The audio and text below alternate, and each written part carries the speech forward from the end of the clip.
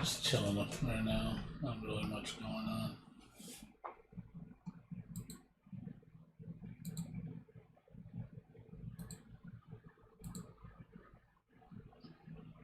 I'm gonna stream till like it's 3 o'clock, so yeah, I'll probably stream till like 5:45 or so. Go do my walk afterwards, then go to sleep. Not much else going on. Just waiting for 2 weeks from now for the Genshin Impact game. And next month is gonna be Amnesia. Yeah, they finally announced Amnesia Rebirth is coming out October 20th, I think. Only a month away. Rebirth. So happy about that.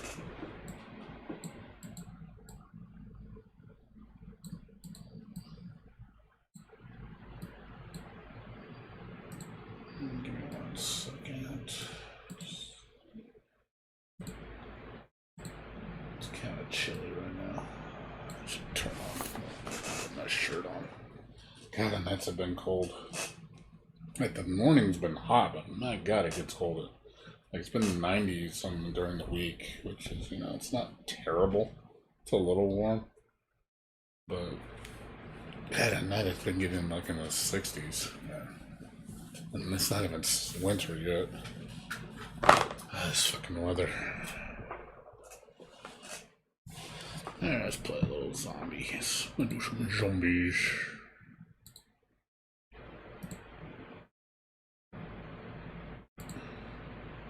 I can't wait to get my new graphics card.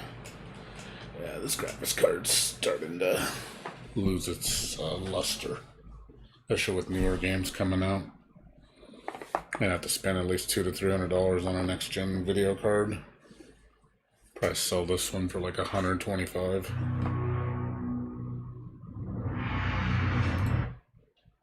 Hold on.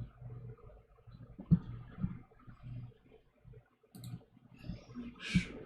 Hold on a second. Yeah, I'm gonna start doing 1440p gaming, so.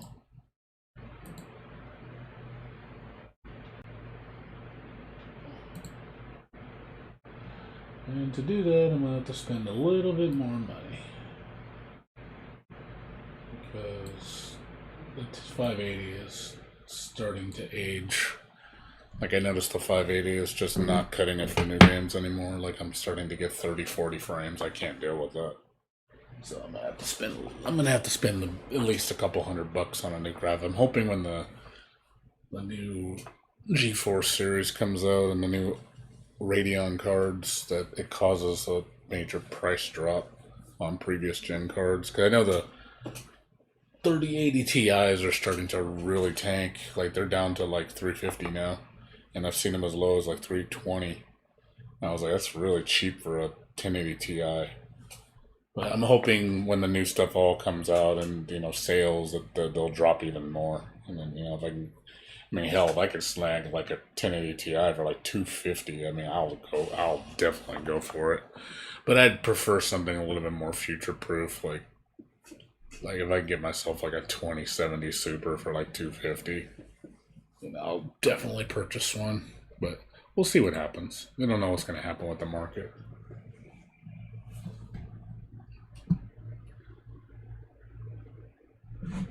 I do want to start playing games in a higher resolution. Preferably like 1440p. I'm trying to aim for that now for my games. So I want to play like Guilty Gear Strive and Ys 9 at 1440p. Hell, if I can do 4K. But I need a way stronger card though, because like I said, this 580 can't do it. It struggles. I can do 1440p on some games. 4K is like, unless the game is like really well optimized, it's not going to happen. But we'll see what happens. I am curious. I think November will be an interesting time for video cards. And maybe I can snag myself a 3700X. Because I'm trying to get at least that in my video card. That would be a big difference.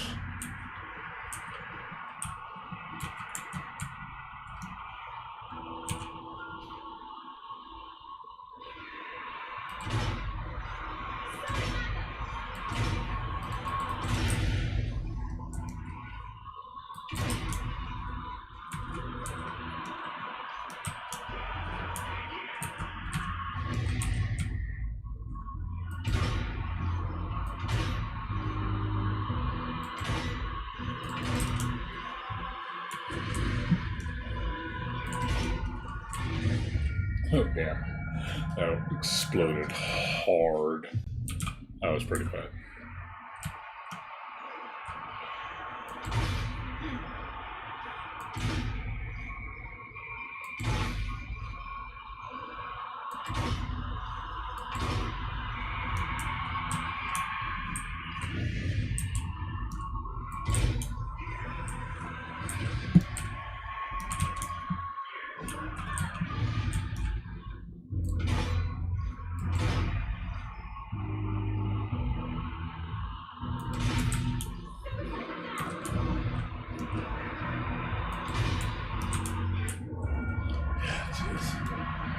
Gonna have to throw grenades.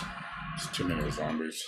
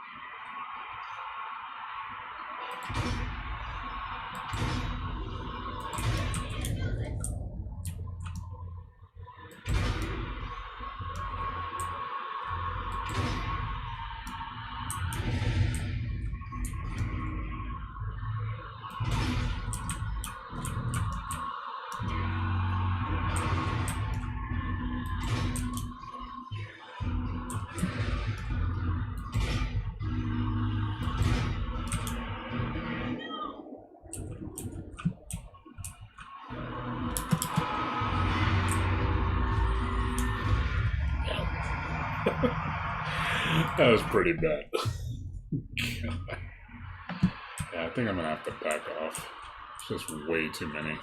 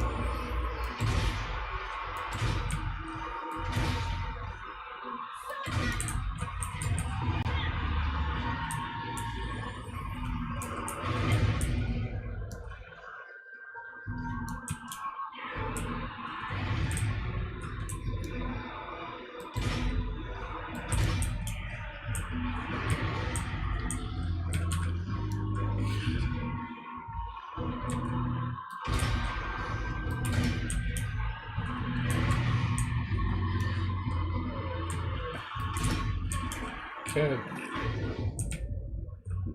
Unbelievable. God, so many. Holy shit, there's like 20 of them. Holy crap.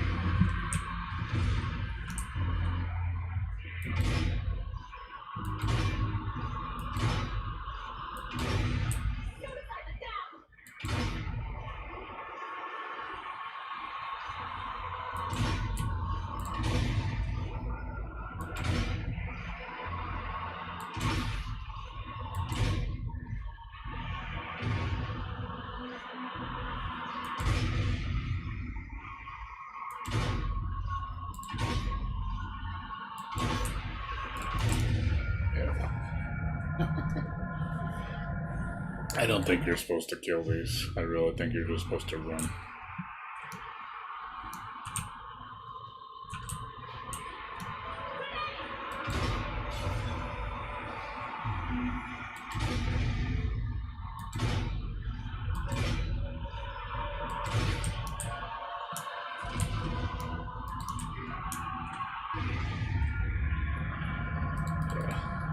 I'm trying to fight these, but I don't think I'm supposed to.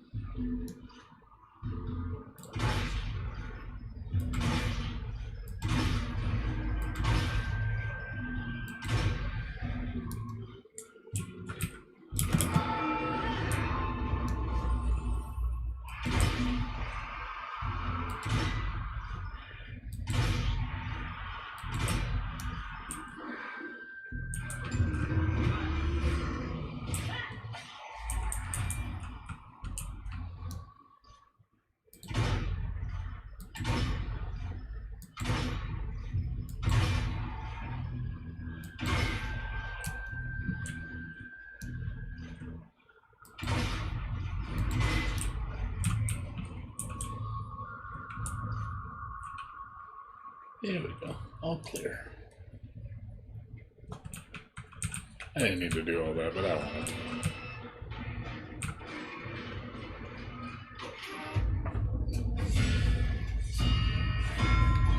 Get extra points.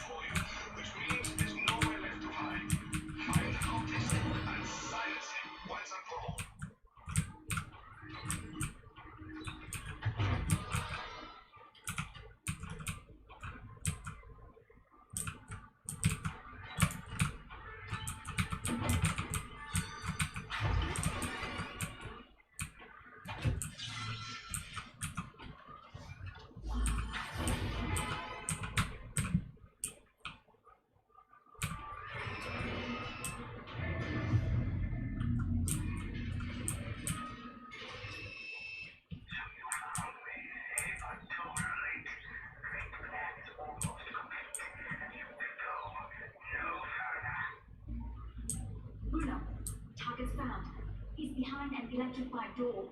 There's some kind of force field. Well, at least you have him trapped. See if you can't find a vantage point on the door's power supply. That force field thing will last forever.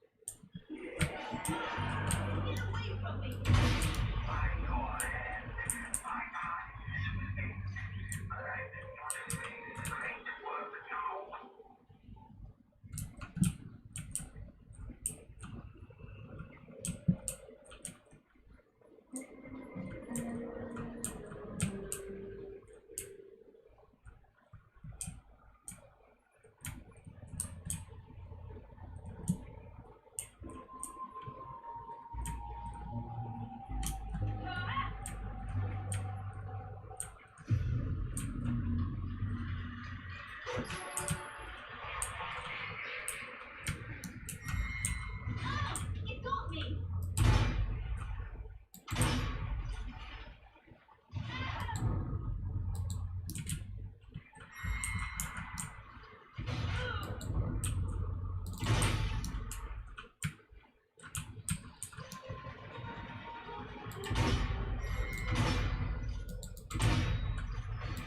I got it!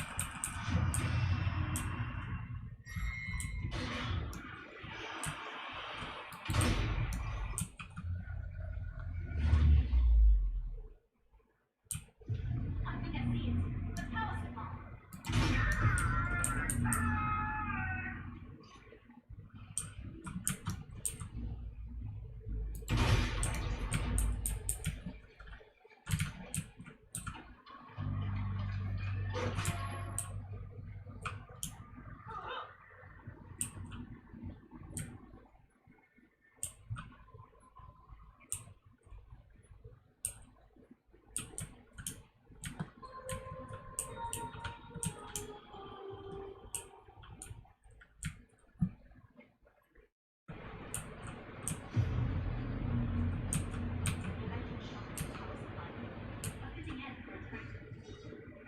Is it there?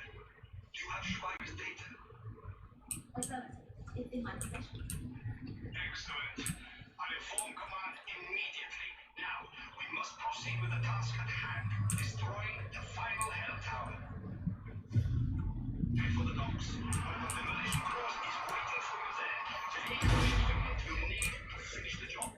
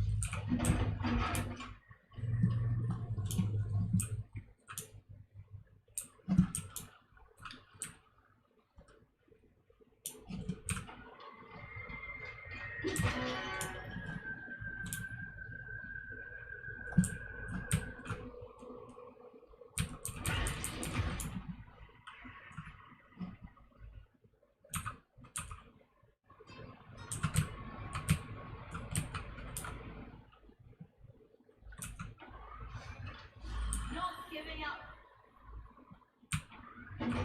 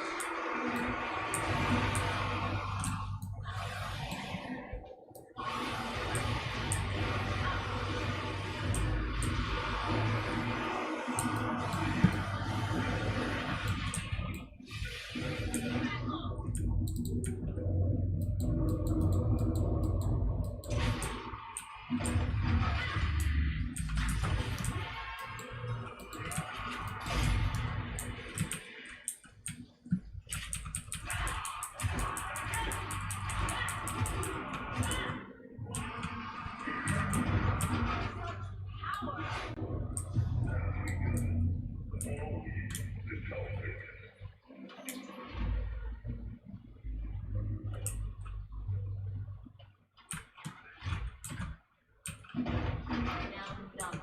Stand in my way.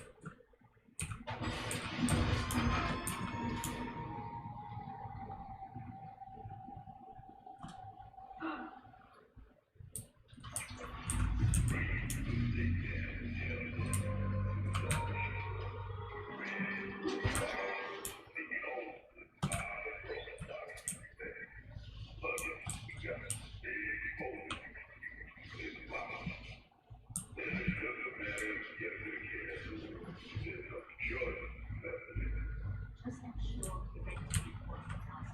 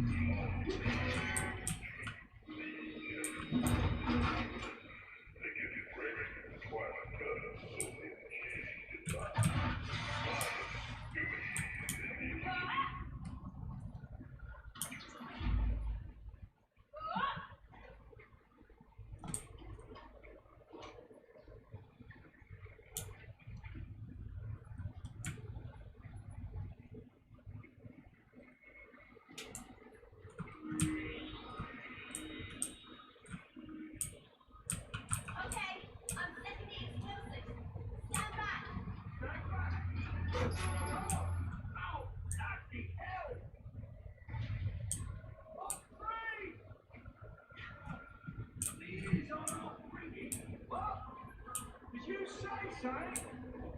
Sorry, I can't hear you. Probably best if I head back to the front.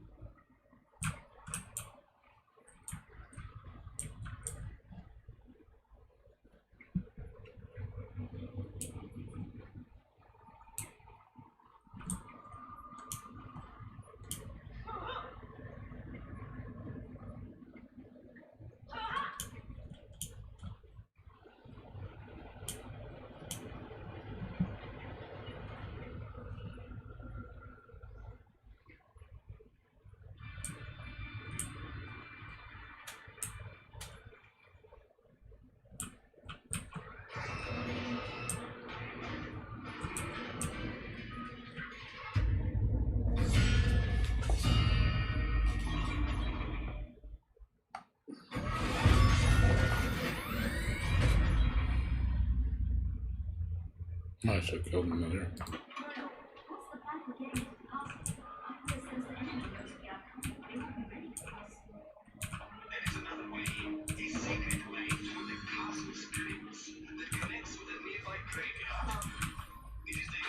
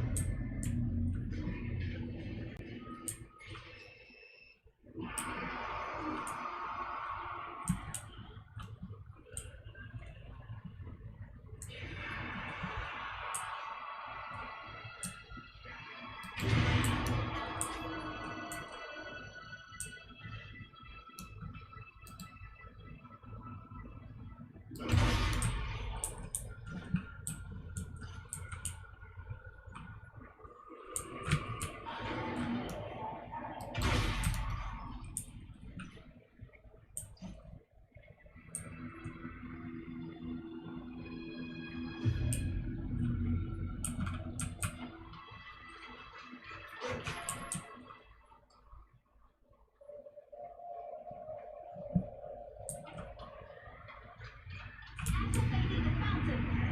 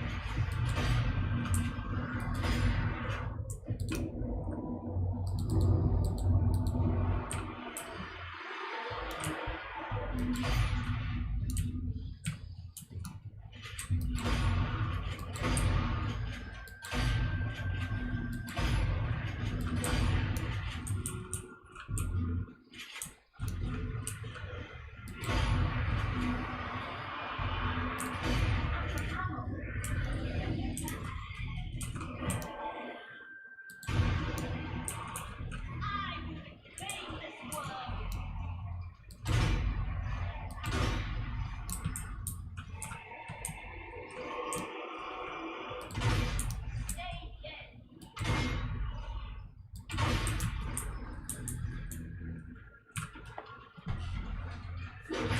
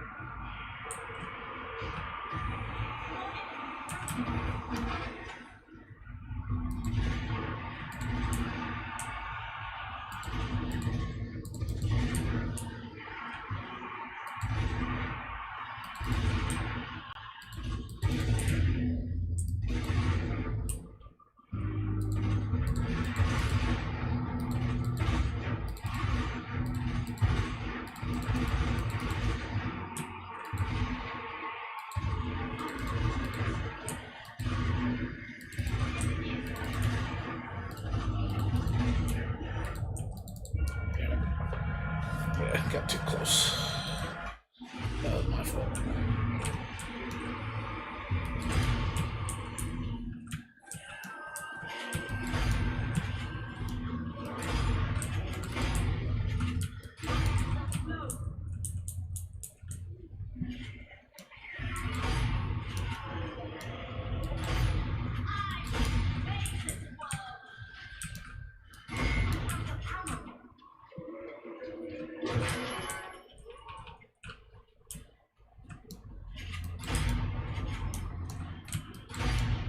God, that shit has such a large blast radius.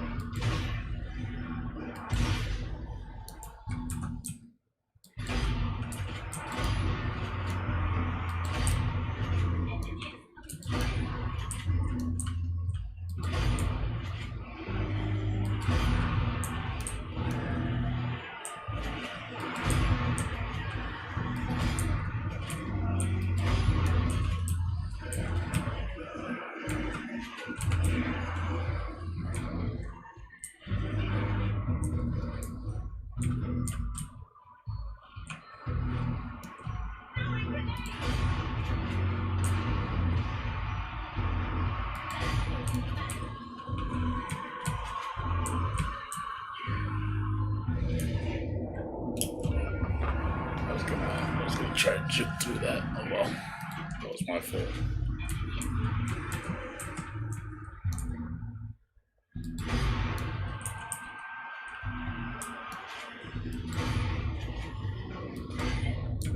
Yeah, jeez.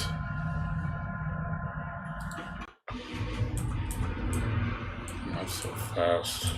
Let's see it fast enough.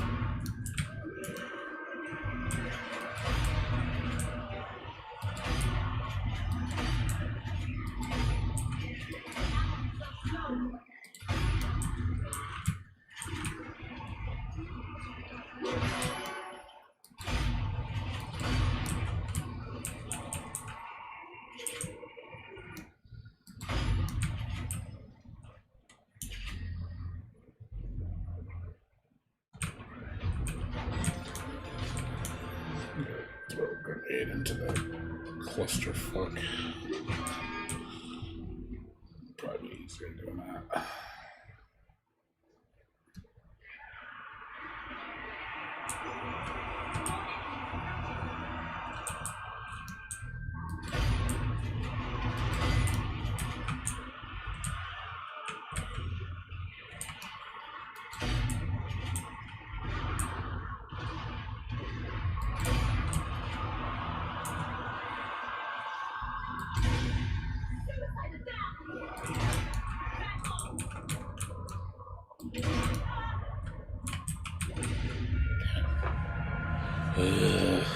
God. It's an explosion.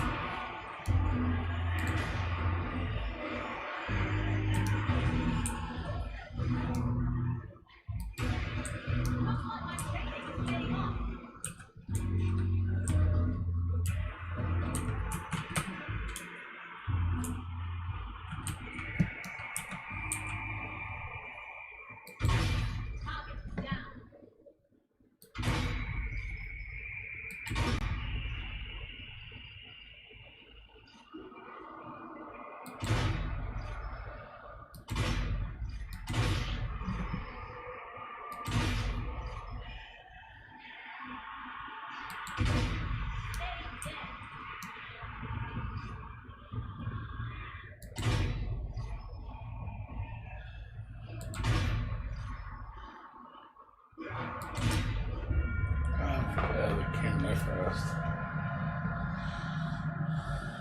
Ugh.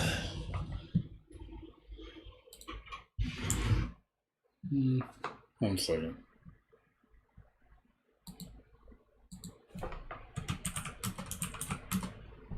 One second. Just talking to one of my friends. Sorry. Messaging someone.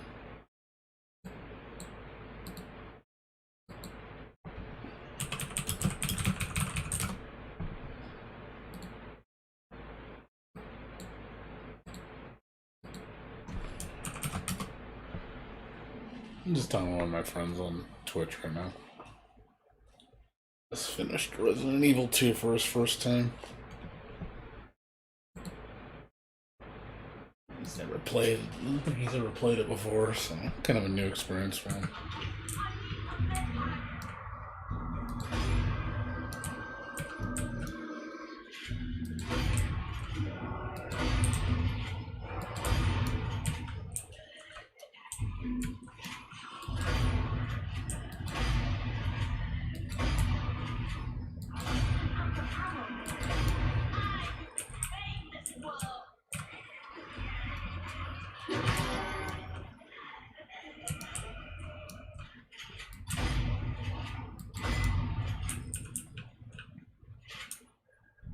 Let's try this again.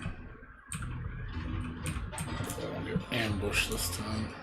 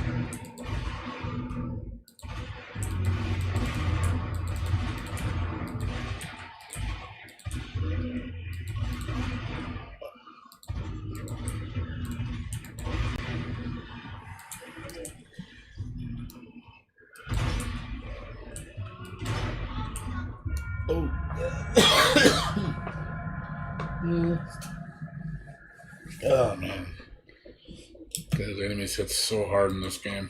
It's like one hit almost kills you. What's up, Mega Man? Yeah, you saw you finish Resident Evil.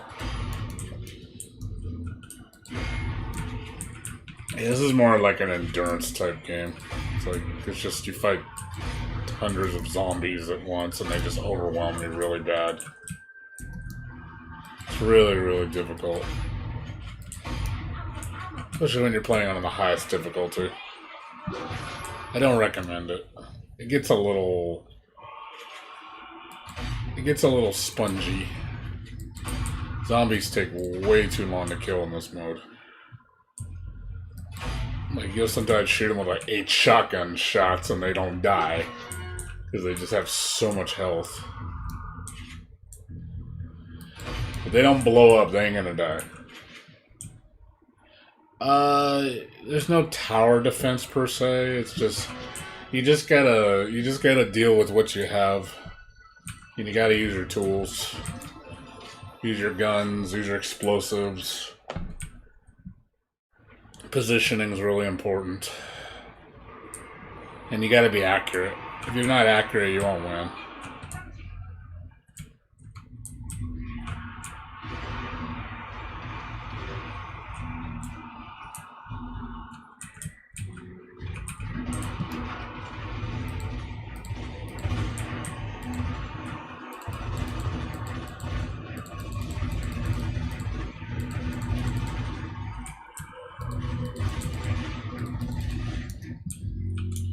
You gotta watch her look around you, make sure.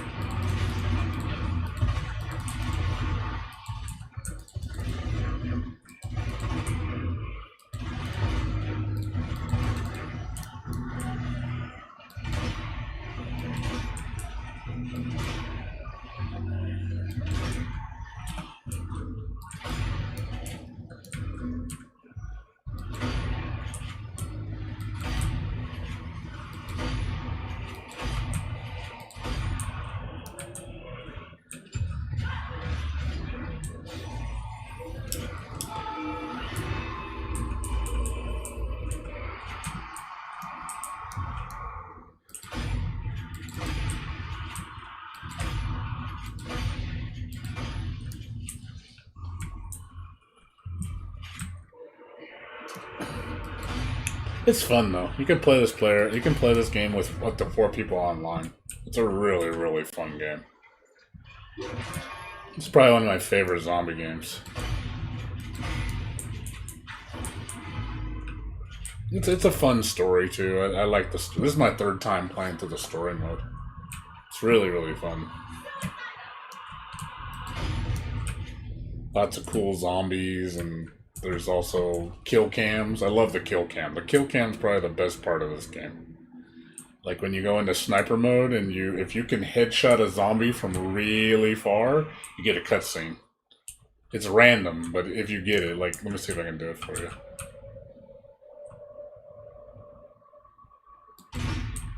You gotta get perfect headshot from a super far distance. But if you land it, it looks really cool. There you go.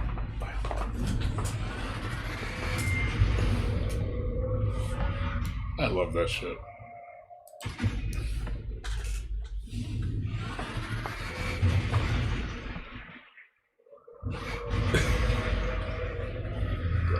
Double kills, so fun.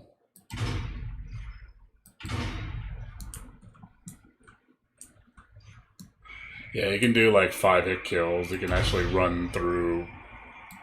You can actually hit. I've hit up to 5 targets in a row. So the bullet will cutscene on 5 zombies with 1 bullet shooting the headshot, which is really fucking awesome. It rarely happens, but if you can line up a bunch of zombies and just shoot the bullet right through all 5 of them, you just say boom, boom, boom. It's really, really fun. And I love that shit. I purposely go into sniper mode just to see that option. I just like doing it. It just looks cool.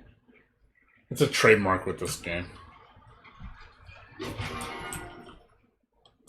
Just feels good too, and you know you got a good headshot. You're like from a stupid far distance, and you just bam right in the head. Like, and then you see the head explode, which is awesome. But it has to be. It is distance based. If you're too close, it won't activate. It has to be far. It has to be zoomed. Cannot be. It cannot be normal distance. Has to be zoomed.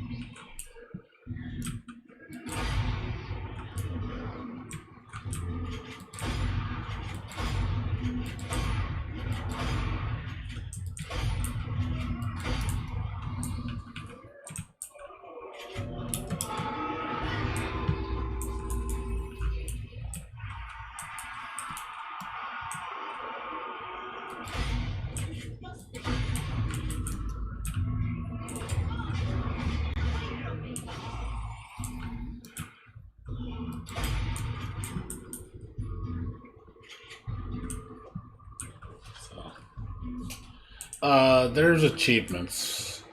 There's like objectives you can do to get extra points. To also get, perks to upgrade your weapons. Like I said, I've only done, I think 5 is the most I've ever done. I'm pretty sure you can do more. It's just, I've only seen 5. But again, that's rare. 5 zombies run perfectly in line with each other, and the bullet, because there's physics on the bullet. It's gravity, wind resistance, all that affect your bullet. So if you shoot straight, it's not going to just shoot perfectly straight in a line. You actually have to aim your shot. So if distance is a factor, obviously distance, the bullet falls down. So you have to know how you got to adjust your aim so the bullet shoots at the right angle. And if there's wind, if that causes the trajectory of the bullet to change too.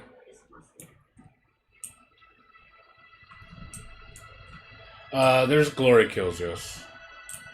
It's not like Doom though. It's not cool like Doom. It's simple. Hey, stop that. Not for you. They're just simple. I mean, there's like different ways to kill people, but it's cool. It's nothing glorious like Doom is. Doom's way better. Oh God! Wait.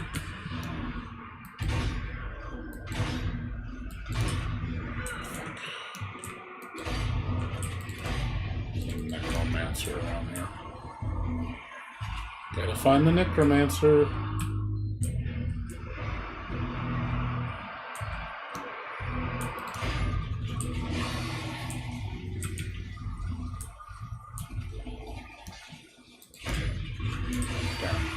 Damn. Wrong. I got too close. Yeah, there's a lot of environmental kills too. You gotta watch out. Because if you don't shoot them the right angle or the right distance, they'll kill you. There's a lot of shit in this game like that. It's cool though, you can use it against the enemies though.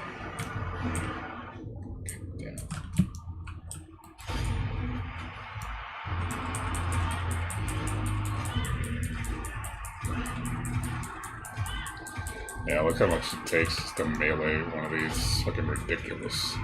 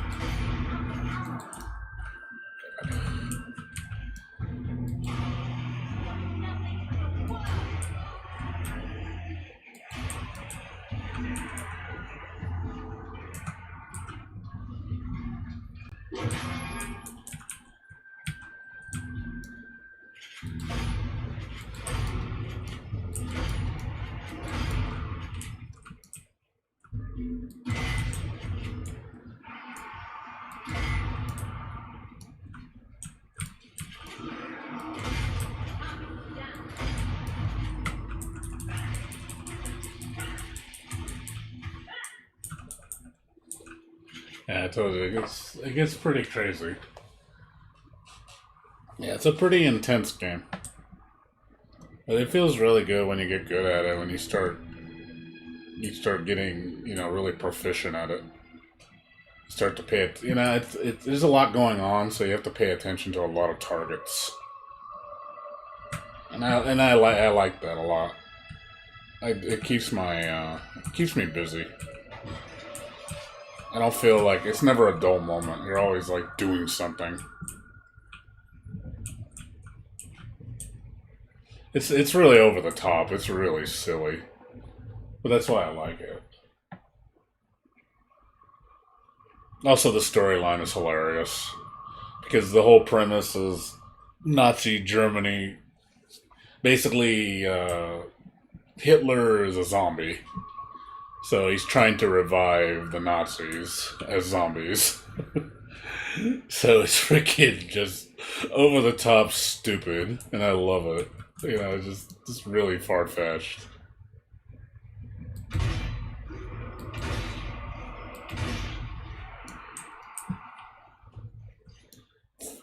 Similar to Wolfenstein.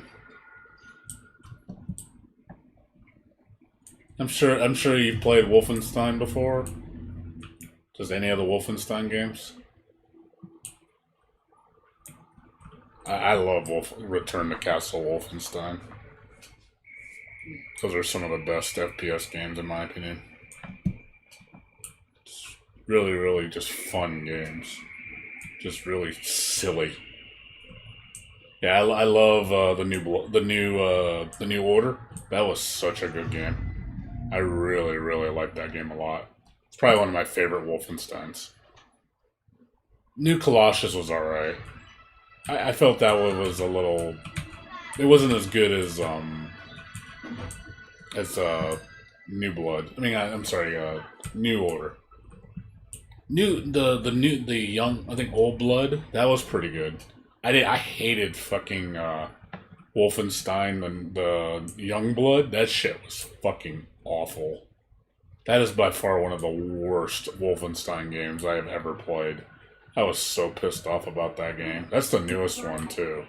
Sadly. The way to the crypts is hidden from sight. You will have to search for it. Yeah, it's over the top.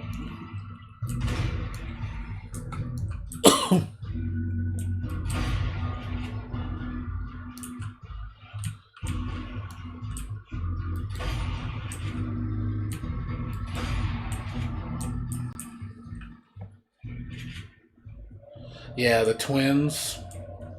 I was pissed, dude. I was really upset about that shit.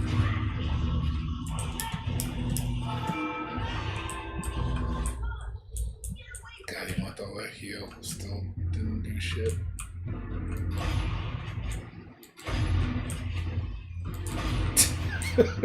Fucking explosive shotgun. Because it's awesome.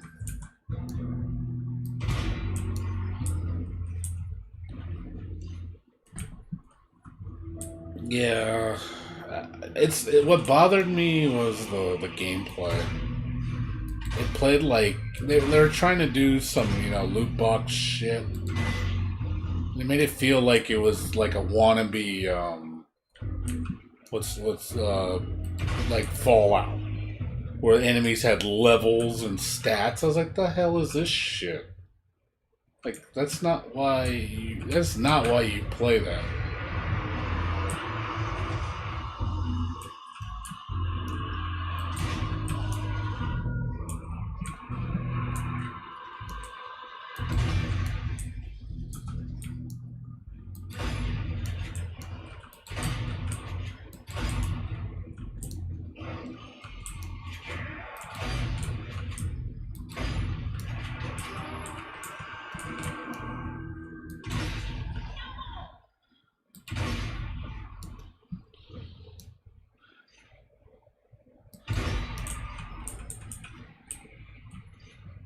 Yeah, it was such the wrong angle to take.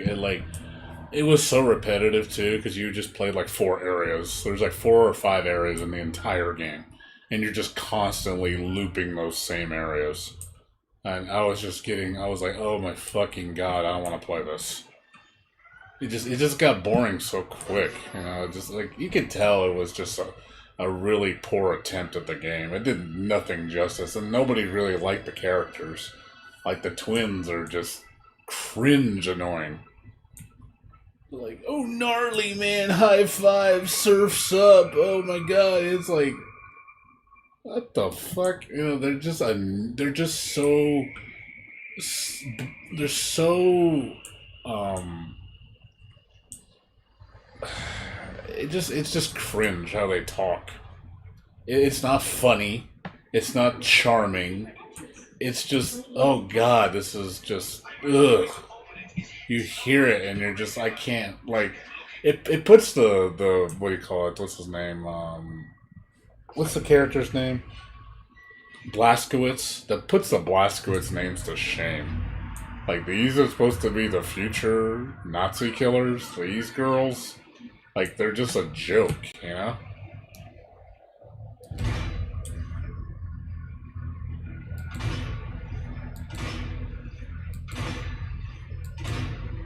Shoot him in the crotch. Oh god. Fucking something blew up on me.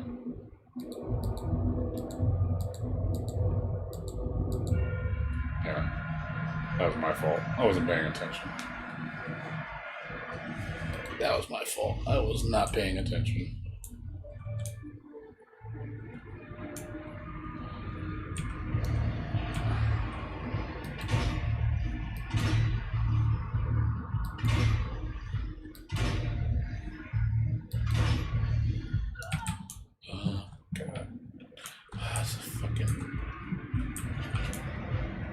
Fuckers.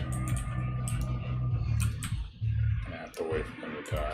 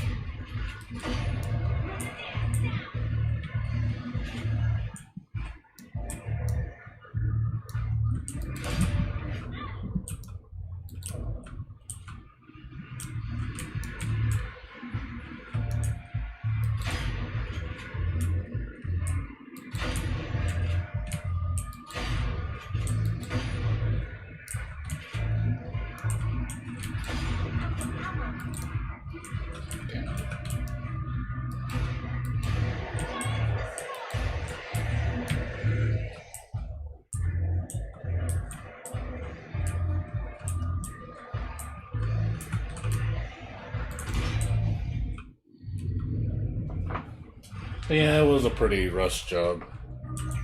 I agree.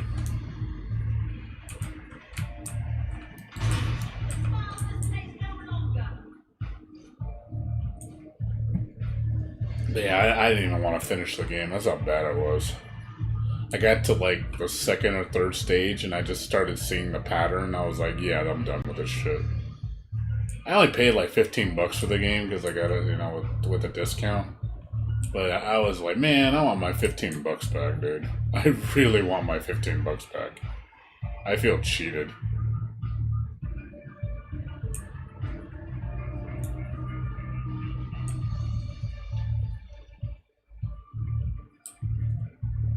Yeah.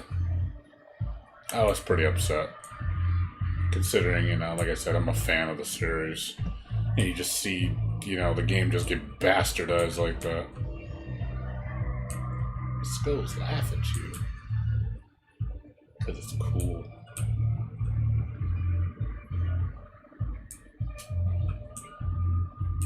Yeah. It's a shame. You know, it gets me pissed, you know, franchises I like and they just get bastardized like that. And it's just a shame. Because it happens a lot. That's the problem. It happens a lot. It's not like it's like, oh, once in a while. No, it happens a fucking lot. A lot of times I just don't get excited about a lot of new games because they usually end up disappointing me. Like, there's some franchises that deliver, but then there's just some that's just Jesus, man.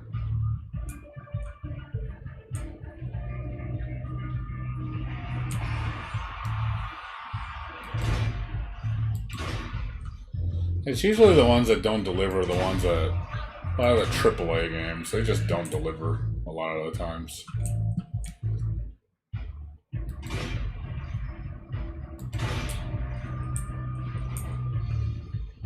Yeah, that's the problem. Is they're trying to cater to a larger audience because I understand it's a business, but at the same time, I feel like they just toss all their old fans to the side just to get new fans.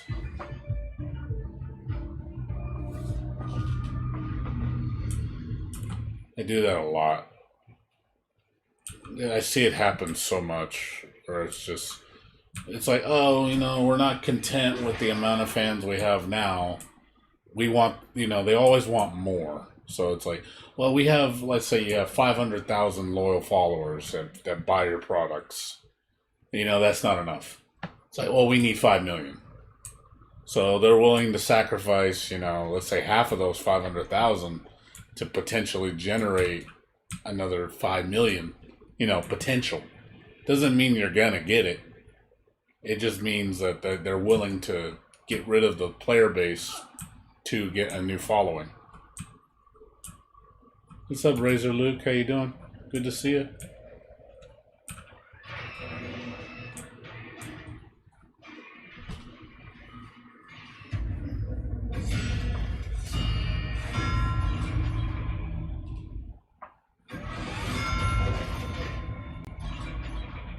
Look at all.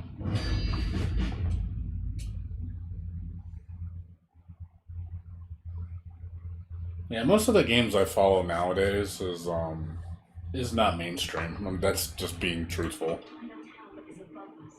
Bruno, what's our plan? According to the demo team's report, the explosives should be scattered around the castle perimeter. All you need to do is place them at the base of the Hell Tower. Copy that. I'll do my best. Your success is vital. Destroying this tower is the best chance we have to tip the scales in our favor. But yeah, he's about to go. He just finished Resident Evil 2 his first time. So he never played it before. I was like, oh, that's cool. So he just been in here talking for a little bit.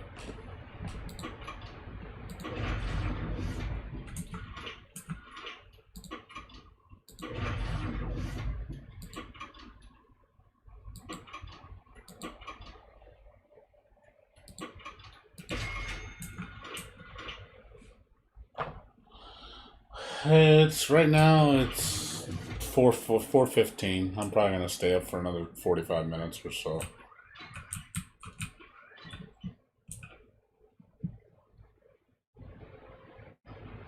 All right, Mega Man. Take care, dude. See you later. It's 1:14 over there.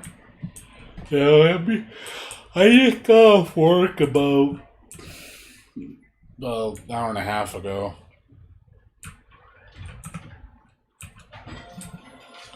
So I'm just winding down after work. I'm gonna go to sleep. Well, I was gonna go do my walk in the morning, but it's too fucking cold. Like it's 60 something. It's like 62 degrees right now. Let me check. My phone will tell me. It's 60, 65. It's 65 degrees. It's way too cold right now. Like I'm not gonna walk at 65 degrees to go do a walk. I'll do it later in the morning. I'll do it later in the afternoon. That's too cold. For me, it's too cold. It was like the temperature over here has been okay. Like it's been around 85, 90, 95. Like it hasn't been that bad. Like it's been cooling down quite a bit. Like we had that one hot weekend not this weekend, but the weekend before when it was 108. That was awful.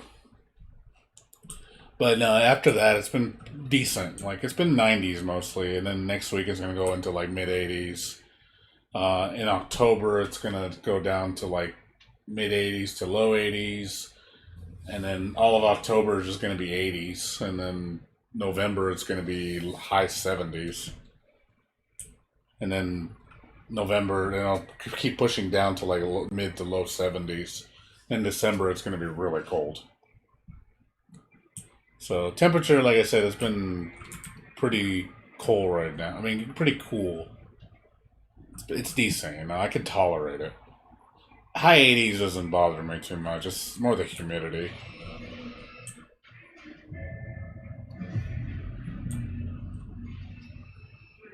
Radio signals will transmit this close to the storm, so this may be the last transmission before the town falls.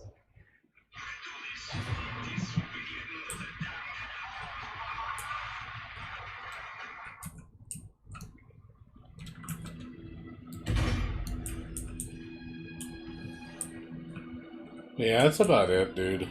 Not much else. Really haven't been doing much. I haven't been streaming as much just because of the heat. I mean, I'm starting to stream more, but also I've been working a lot of overtime, so I'm really tired. Working 53 hour weeks. But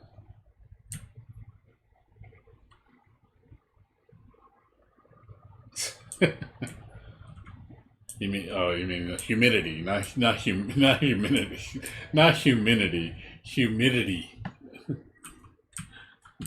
Wrong word. Well, I thought you were saying humanity. There's tons of humanity. Well, yeah, we definitely have a lot of humanity. But you mean humidity? Well, for me too, it's also there hasn't been a lot for me to play. Like lately, it's been kind of like there's nothing right now. Like the only games I got like 3 games coming out the rest of the year. 2 weeks is going to be Genshin Impact, which I'm going to be trying out. Next month is Amnesia Rebirth is coming out October 20th. I'll be streaming that. After Amnesia Rebirth, it's nothing till November 16th, which is Chris Tales. There's nothing in December. I have nothing in January. February is Ease 9.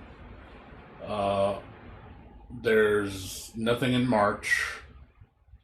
April is Resident Evil, I believe, and Guilty Gear Strive. And then that's really. Oh, and forgot. I think February is also that one game, Ghostwire. So yeah, I don't really have a lot. You know, I don't once. Like I said, once November's done, I got nothing for 2 months. So it's gonna be pretty dull right now. Like I am gonna be bored. So it's just like I got nothing I want to play. I mean, I hate when you.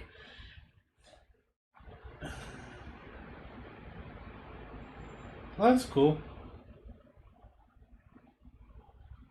Board games are fun. I play a lot of Euro board games. I play like not like Monopoly and shit. I'm talking like games like uh oh, is it House on a Haunted Hill? Um, let's see, Gloomhaven.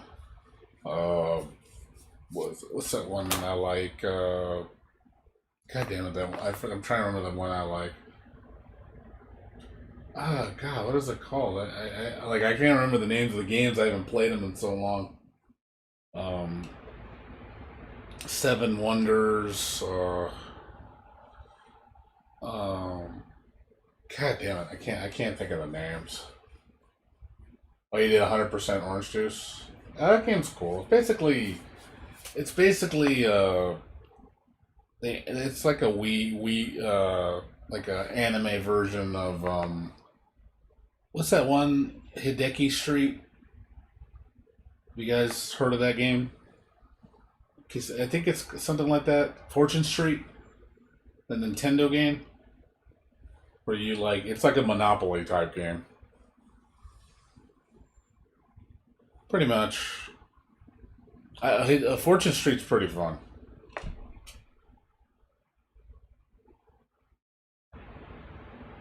Those get like you can get really competitive in that shit, but it's fun too. I don't mind losing in that game.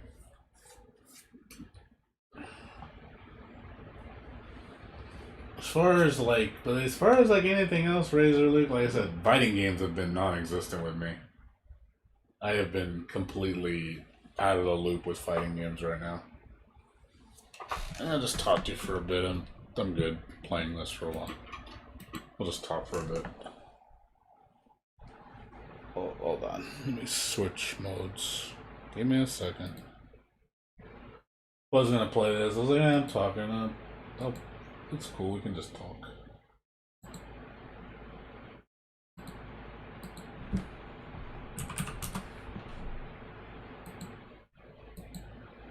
But yeah, just not much else, dude. Like I said, there's nothing really. I haven't really been doing too much. So just mostly work. I'm just tired of working. So thank God my overtime's over. This week it was the last week of overtime. Well, last week was the last 6 day. They took away the 6 days no longer. We're still doing an extra 5 hours a week, but I think that's going to end this week too because our volume is really really low right now. I think by Friday it should be almost next to non-existent. So I'm pretty sure when my boss sees it on Thursday, he's gonna be like, "Yeah, we're overtime's over. No more overtime." I'm pretty sure he's gonna end it right there. So I'll be like, "Yay, got my normal 40 hours back, and I can work. Get my 2 days off because I fucking hate not having 2 days off. I get tired. I just don't have the energy." Yeah, it's true.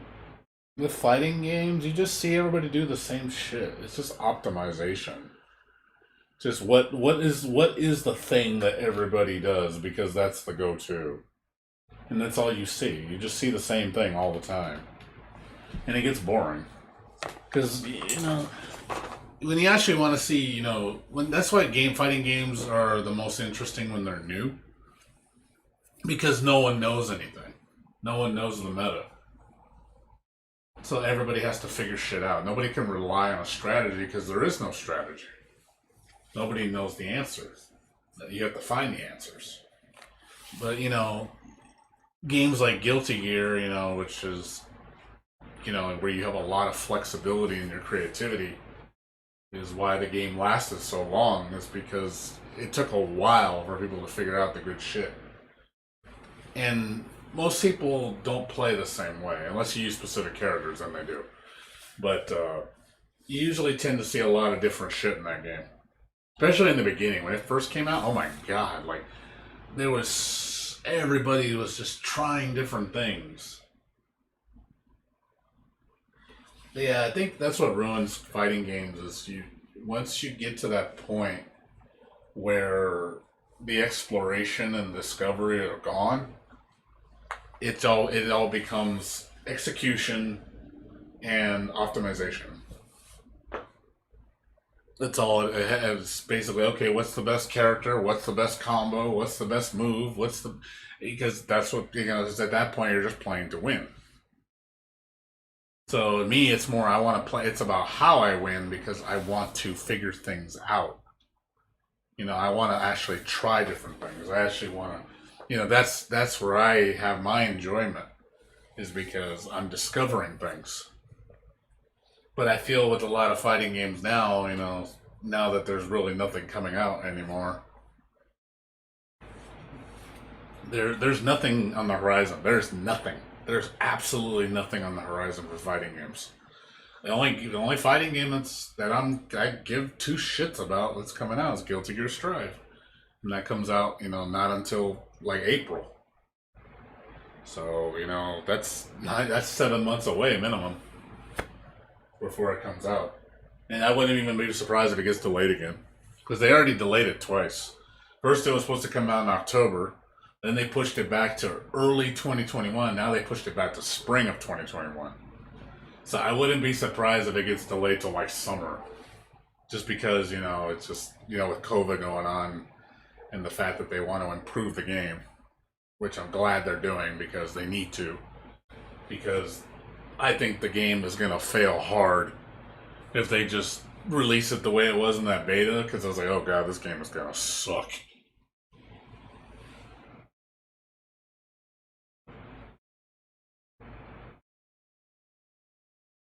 Well, yeah, I mean, there's a point where I think you gotta mix it up because it just gets boring. You get bored, and because you're just doing the same thing all the time with the same character, doing just winning all the time. It gets bold. It gets old. You need to discover something new. It's all about discovery.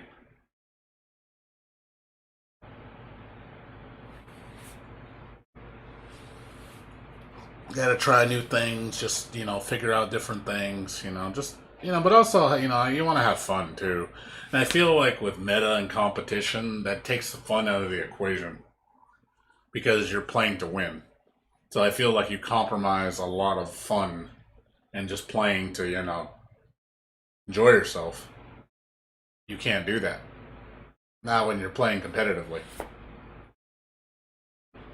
You have to sacrifice that. Well, yeah, I agree. I mean, that's what sucks with me because I like Guilty Gear a lot, but when I play online, all I can really use is Jam because that's the only character that I have that's at that level where I can actually play with higher level players. Otherwise, I just get massacred because I can't. I don't play the other characters. That's another thing I hate about fighting games too. When the games like that are super established, you only get those players, the people that are good. Only the good players are the ones playing. Nobody else is playing. None of the newcomers want to play because they don't want to be somebody's punching bag. And I don't blame them because I don't want to be a punching bag either. That's not fun. Nobody likes to sit there and just get beat up all day.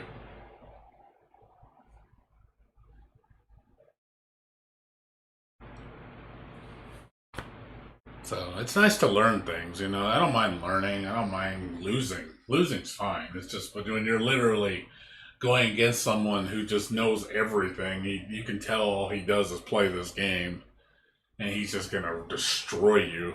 And that's like a lot of players are like that because again, they play so damn much, but that's all they do. They don't do anything else, and that's the kind of people I don't want to play. Because, I don't want to have to play a game at that level just to play. I don't want to play a game at that level just to play casually. You have to play it so fucking hardcore just to play it at a low level. It's like, come on, are you kidding me? I gotta play it that goddamn much just to, have fun? To me, that kind of kills the fun. That's to me kills the fun. You're just playing it that damn much. Like I like playing, a game I like, but shit, after a point, you eventually get tired of it because it's the same shit. Like Guilty Gear Xrd. I played Xrd a really long time, and long for me is like hundreds of hours, which is nothing to the major scene. Hundreds of hours is to them is, oh, that's nothing. You need to play thousands or tens of thousands of hours. I'm like, I am not gonna play a fighting game 10 thousands of hours just to play casually, because after that point I know all the shit, and I'm just like, okay, now it's just perfecting my craft, I guess, and I'm not interested in being perfect. I want the discovery, that's what I want. I want to explore and discover the game, and that's why I have the most fun when they're brand new. When Guilty Gear Xrd first came out, oh my god, I was a pig in shit. The game was just a sensory overload because I had so much to take in. There was so much to learn. Oh, so many, different mechanics, and then and then my brain was being really creative. There was a lot of things I was thinking about. So it made me really enjoy the game. Just taking it all in. It was like a sensory overload for me. And I don't get that way very often anymore with video games, where I get just my taste buds are just blown out of proportion, just blown out of the water, like, holy shit, this is the next level. Or just, holy shit, this is amazing. Like, it doesn't happen too often now. Some games do deliver it for me. Like, Guilty Gear's done it. Perfect example of another game that sensory overload was, Ease, which, funny. I've never played an Ease game in my entire life until 2017.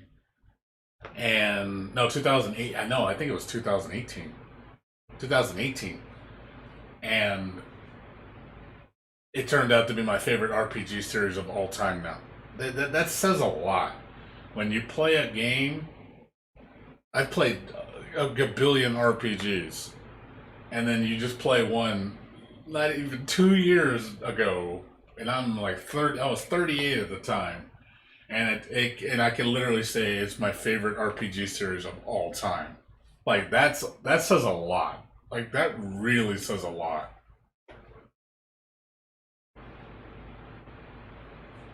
So that to me that is a testament right there to say, hey man, that's a good game. Because I'm picky as shit. So the fact that my bar was raised that much when I discovered that game says something. Yeah, for Rev 2, me it was mostly, it was Jam, Potemkin, May, and Biken. That's it. Those are the 4 characters I use in the game. I didn't really use anybody else. I wanted to learn Jacko, because I do like Jacko. Jacko's a cool character. But I just never got to using her. I still like her though. But yeah, I just feel like my time with Xrd has passed. Like I want a new Guilty Gear. I want another sensory overload or overload with Guilty Gear. Like it happened in X, it happened in XX, it happened in Xrd. I want it to happen with Strive. I'm hoping. I mean, I actually like the fact that Strive is different. It actually makes you have to relearn the game again because it's realized it's completely different again. Yeah, there's some things I don't like about Strive. I love the Roman cancel. The Roman cancel is amazing now. It's like, holy shit, it's so much utility now. So I can definitely see a lot of interesting things coming out of it where I'm just like, oh shit, this looks really cool. I could see the potential. But there are other things I'm like, yeah, I don't agree with this. Yeah, this looks like this is going to be a problem. I want it to be good. But yeah, I also want it to be where it's not too brain dead either, because that's one thing I felt about Guilty Gear Strive in the beta. Man, there's so much unga bunga shit in that game. Like, I hated the fact you could just do loops all day with the wall, especially with like Soul Bad Guy and like May, where they can literally just like Soul Baga was just hey do 5 Fafners in a row and do like 60% of your life. It's like what the fuck is that? Like that's dumb. Like that should not be a thing. That the game like I'm hoping they realize like oh yeah this is pretty stupid. Like they should realize like yeah you should not be able to do shit like that because that's just dumb. Because if you make that option the easiest option, the most damaging option, no one's gonna try anything different because everybody's just gonna use that option because oh it's easy and anybody can do it and it's stupid powerful.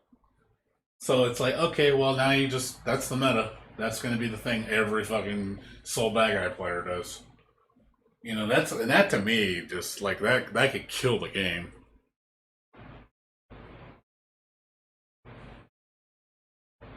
Well, yeah, I mean, I remember when I played Exurd, the first time I played Exurd, and the, when you play people online, you could tell people really had to learn the game. Like, you can tell. So, I felt that because I learned so fast, I was definitely could show off my skill really quickly. So I was because I actually was on the leaderboards for a while. Like when Exurd first came out, I actually got first on the server on PS4. I was number one Potemkin. I have a screenshot on my Facebook. I was telling my friends that yeah I my win ratio was like 91%, which is stupid good. I was surprised. I was just surprised I was actually number one on the server, and that's with little practice. Like that was just me jumping right into rank match and just fighting everybody that challenged me. And that's like, watch, I'm gonna be number one on the server. Because trust me, if I was on stream at the time, I would have totally did that on live stream of like I'm going to become number one on the server, and I did it. I actually did it twice. I did it on Exurd, and I did it on Revelator. I was number one jam.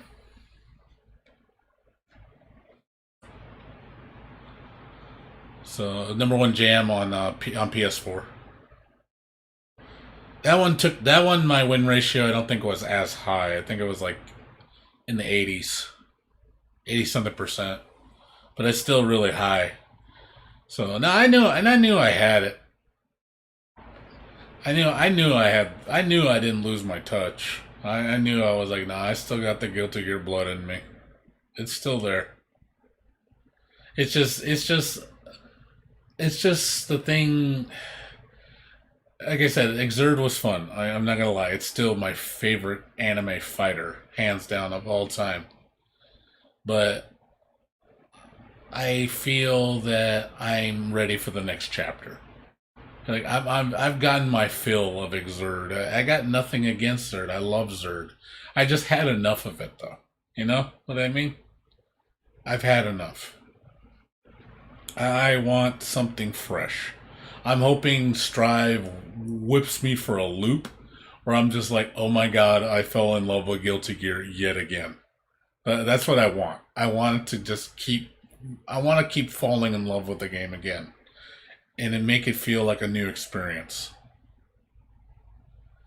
So I'm hoping, I'm praying to God Daisuke Ishiwatari delivers. I really want to see it come full circle again, where I relive that moment. It's not the same moment I had back then, but it's that same feeling of that moment, just now instead of then. I'm like Ryu. How am I like Ryu? Yeah, pretty much. I guess you could say it like that. It sucks that yeah, exactly, you're searching for more. You want something more. And I think that happens as just human beings. We get complacent with things, and then things get boring because you're just doing the same thing all the time. Eventually, it runs. Eventually, it runs out of steam. I think that's normal. You eventually just come to a point where you're just like, no, I need more than this. This isn't enough. I think that applies to everybody. Everybody has that faint feeling. It's kind of like a chapter in your life. You write that part of your book in your life, and then you get to a point where it just comes to an end, and you realize that, look, it's not there anymore. The passion's gone. And that sucks. It sucks that you run something that you used to love so much can just disappear like that, and it's a shitty feeling. That's how I felt with like Final Fantasy 11. You know, perfect example of a game that took my soul. Put so much damn time into that game. You know, I loved it to death. It was one of my favorite games of all time. And then look at me now. I don't even play it anymore. I haven't played Final Fantasy 11 really since last year. And my interest in the game was dying like 2-3 years ago. And it just how did something I used to play for 15 years fucking straight all of a sudden just disappear? Like, I didn't understand, like, why is all of a sudden the passion's not there anymore? Like, what happened? I was so confused. I don't get where my love went. Where did my love for that game go? It just completely, just poof. That's it. We're done. No rhyme or reason. It just happens. And it drove me nuts because I was like, wow. It's like something just did, something left you. Something disappeared and you don't know what happened to it.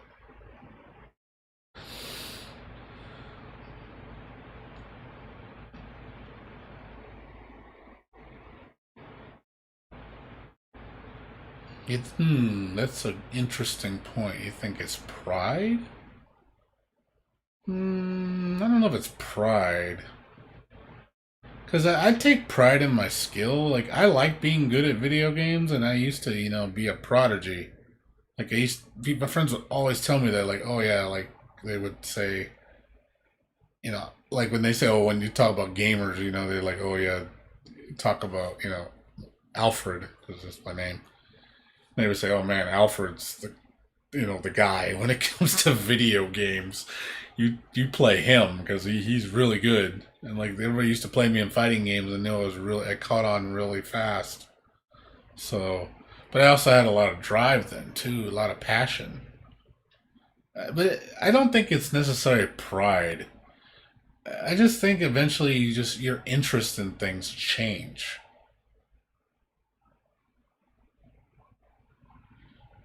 Like, there's a lot of things there's a lot of things that don't interest me anymore, sadly. I don't watch anime anymore, really. I watch it once in a while. I used to play turn-based RPGs. I don't like them much anymore. Fighting games like I said, yeah, it's true. I don't know. I guess I don't have anything to prove, I guess. Maybe that's the big thing. I have no reason to prove I'm better than somebody because it doesn't matter. I don't care. I think that might be some of the reason because since fighting games are very competitive, I feel you have a need to prove something, and obviously I don't need to prove shit with a fighting game. I already know I know how to play fighting games. I can learn very fast. But I just don't care. I don't care anymore. I have nothing to prove. It does. Oh, I'm good at a fighting game. So what? That's what it feels like to me. I'm good at this. So what? Who gives a shit? No one cares. It's kind of sad. Because I used to take so much pride in it, and now I don't have any pride in it anymore. Like in that sense. I mean, I do like that I'm good at games, but I do feel that it's, in all honestly, it's nothing special. It's like, but you have to enjoy what you do too. I think my passion for video games will never be like it was when I was younger. Because when you're younger, again, you have a lot more energy. A lot of things are still new to you. So a lot of things are still fresh to you. So there's so much to discover. So that's why, when you're introduced to something new, why you're so excited about it, especially when you have a passion for it. There's so much you need to take in. The learning process is there. But after you've done it for freaking years, I've been playing video games since I was 5 years old. I'm 40. And I've been playing video games for 35 fucking years. I have a lot of experience under my belt. I've been there, done that. You know,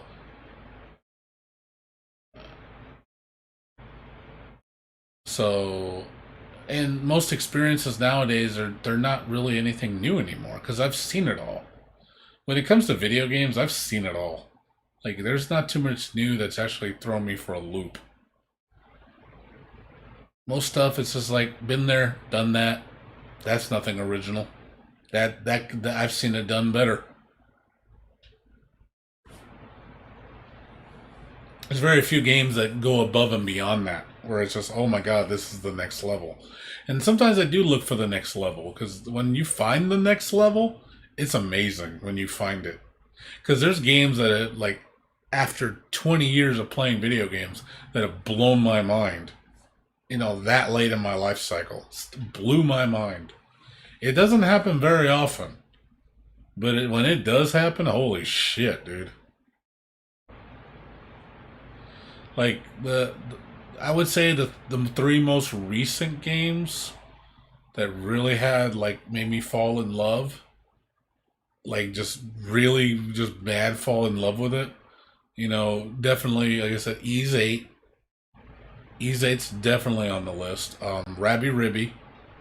Rabby Ribby was fucking unreal for me because I couldn't believe there was such thing as a bullet hell platformer, and I was like, oh my god, this sounds like sex. And then I played it, and I got so excited I couldn't put the controller down.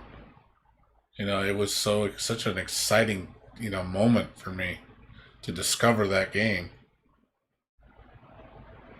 Just go, fuck, man, this game's amazing. Like, holy shit. Like, why is no one talking about this? And another game I would say on that level was what's that one game? Crosscode.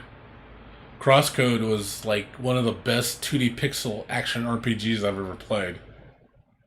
Like that game is phenomenal. Like I put 80 hours into that fucking game, and I was like, damn, this game was amazing. Another game was Hat in Time. Hat in Time was sick. Like, holy shit, this is such a good platformer. Like, it's so much fun. And, and I love the world, the characters. I was just like, oh my god, like, why are games like this not, like, mainstream? Why are these the games that no one talks about?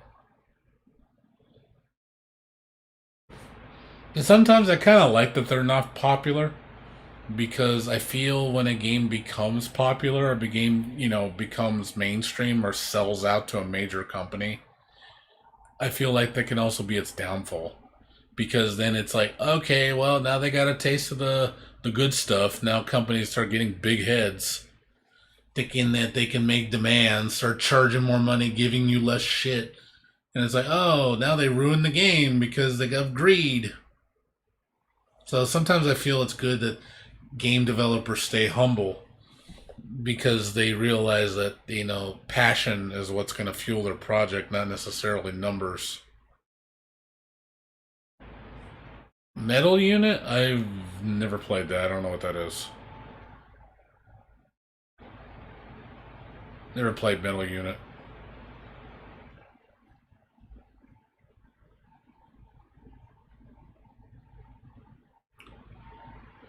Oh, what was that other game I played recently? Oh, no straight roads was amazing. No straight roads on that just came out this year, and that blew my mind. I was like, dude, no straight roads is really good. Like I really like no straight roads. That's probably one of my top games this year. I really, really, really liked No Straight Roads a lot. I beat that game twice.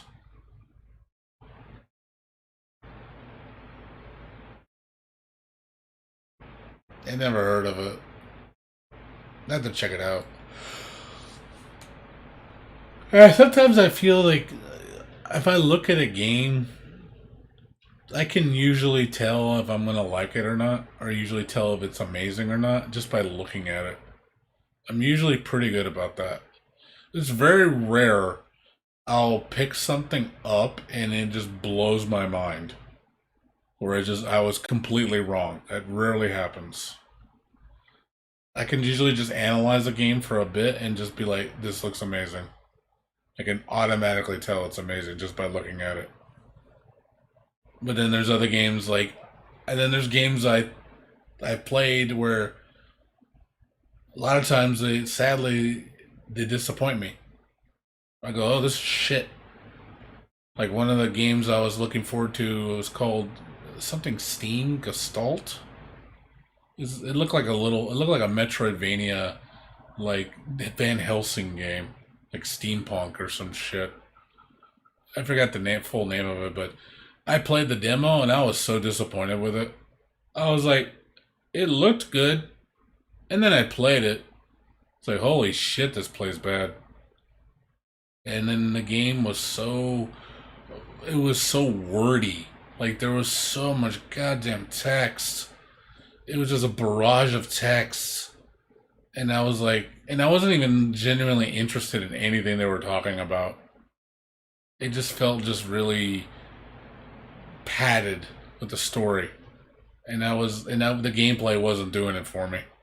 It felt so basic. It kind of felt like when I played that one game that a lot of people like. I don't like The Messenger. I hate that game.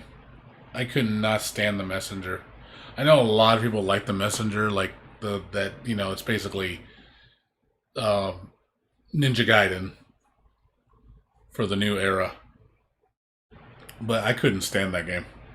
The game was so boring to me. I couldn't. I didn't like the music. I didn't like the gameplay. Got really repetitive. It just felt like a shameful, Ninja Gaiden game. Like I'd rather play Ninja Gaiden.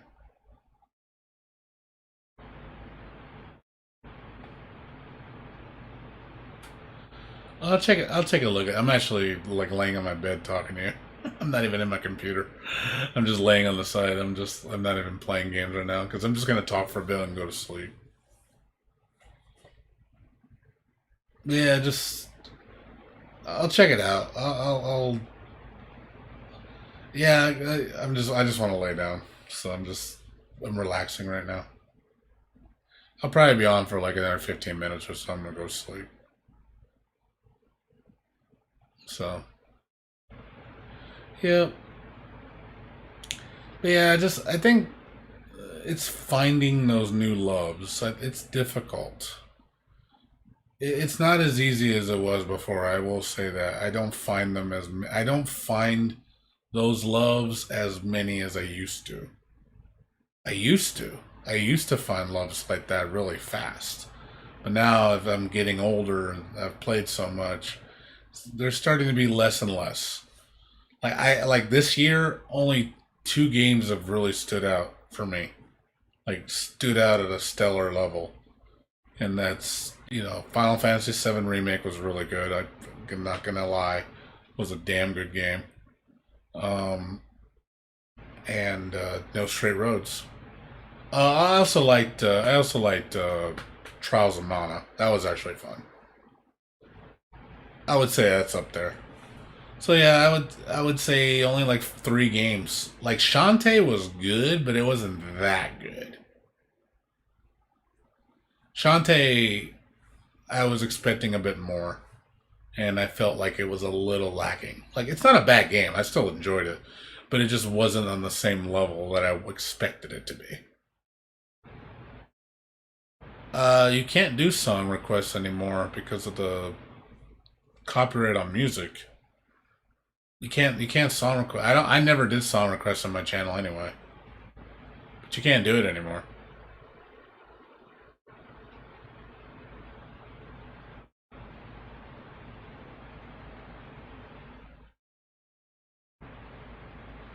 I like Shantae. Don't get me wrong. I like Shantae. Shantae's a good series. It'll never be the pinnacle like it was at Pirate's Curse. Pirate's Curse is the best Shantae game, and it probably will always be the best Shantae game. It's just the best made. It's the most challenging. It's the most fun. It just overall, it's just the best game. Had a good story too. Whereas the new one, granted it was damn good.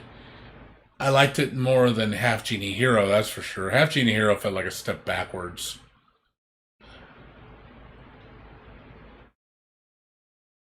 The Pirate's Curse is the third game in the series. The first is the Game Boy one, which is the really, really bad one. I don't like that one. The second one is Risky's Revenge, which is basically like a 16-bit version. Then Pirate's Curse is the same graphics engine, but with newer stuff. They use the same exact sprite work. It's still, but I didn't mind that. You can use the same sprite work in a game 2-3 times. That's fine, as long as you improve the gameplay. Because it means you can focus more on the gameplay and not so much on the graphics. So, I didn't mind them, for example, with Half Genie Hero, when they made Seven Sirens, they reused the same sprites for the same game. I was completely fine with that, because it's really pretty. It's like, oh yeah, use them again. Go ahead. I'd be fine if they did it again. They do it one more time. Make another Shantae game with those same sprites, because they are pretty. But improve on them. Add extra stuff. You gotta change it up. You got to build on it, but it at least gives you more time to develop a better game, because you don't have to worry about making assets, because you have most of them made already. So you can focus on making, good levels, making good puzzles, making challenging scenarios, good bosses.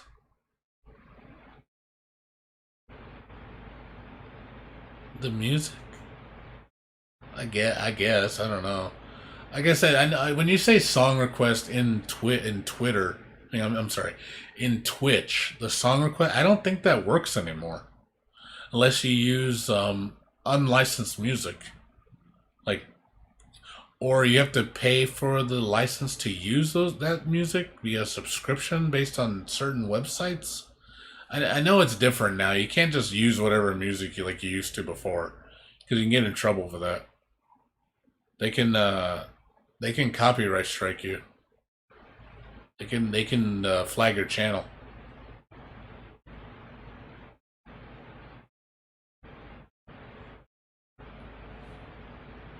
I don't really care. It's one of those things. I would like to listen to music. Hell, I like to watch anime on fucking Twitch.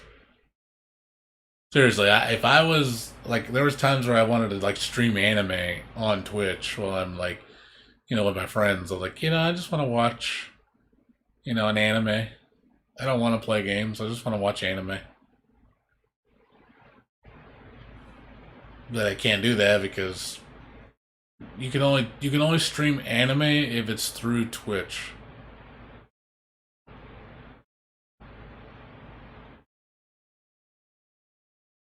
Well, yeah, I am an affiliate, though. I am an affiliate. I've had affiliate status for a long ass time. I don't really care, though. They could take it away from me. I don't give a shit. I don't have that many people watch me anyway. The only people that really watch me are my regulars. I got my crowd. The people that know me. And then there's a lot of people that for example on it's fine. There's people that watch me on YouTube too, but YouTube is mostly my video uploads. Most people visit me on my YouTube just for my uploads, so my combo videos, my my music edits. That's what most people go to my channel for. They don't. YouTube usually doesn't watch me to stream. I notice I don't get many viewers on stream via YouTube, unless it's Guilty Gear. I stream Guilty Gear. Like when I was streaming Strive, I had so many people watching me play. Like I will say when Strive comes out, I think I'm gonna have a large audience for that game because people know me on YouTube for that reason. 'Cause they know I'm the guy who uploads the music and does the combo videos, so people are aware of me. I have a presence, which is cool. It's nice when people. Okay, I'll check. I'm not on Steam right now. I'll check it out. I'll do it tomorrow when I wake up. I don't have anything to do tomorrow. I'm just gonna be work again. then Thursday I gotta work again, and then I'm off Friday, Saturday, and then Friday, Saturday I'll probably be playing some new games. But what the biggest problem like with me when I stream is, God, I hate when I go on. I'm like, what am I gonna play? And then I could see the problem is I don't want to play the same game all the time. I'll check it out. Like for example, I'm playing like seriously. I've already played Zombie Army Trilogy. I mean Zombie Army 4 3 times already. I am, I like the game, but it's nothing new. You know what I mean? Like you already know. I already knew the experience the first 2 times, so playing it a third time, well, it doesn't do anything for me because I've already played it. Like I like the game, but it's like I've already beaten it. It's nothing new. Like the first time I played it, it was a blast because I didn't know what to expect.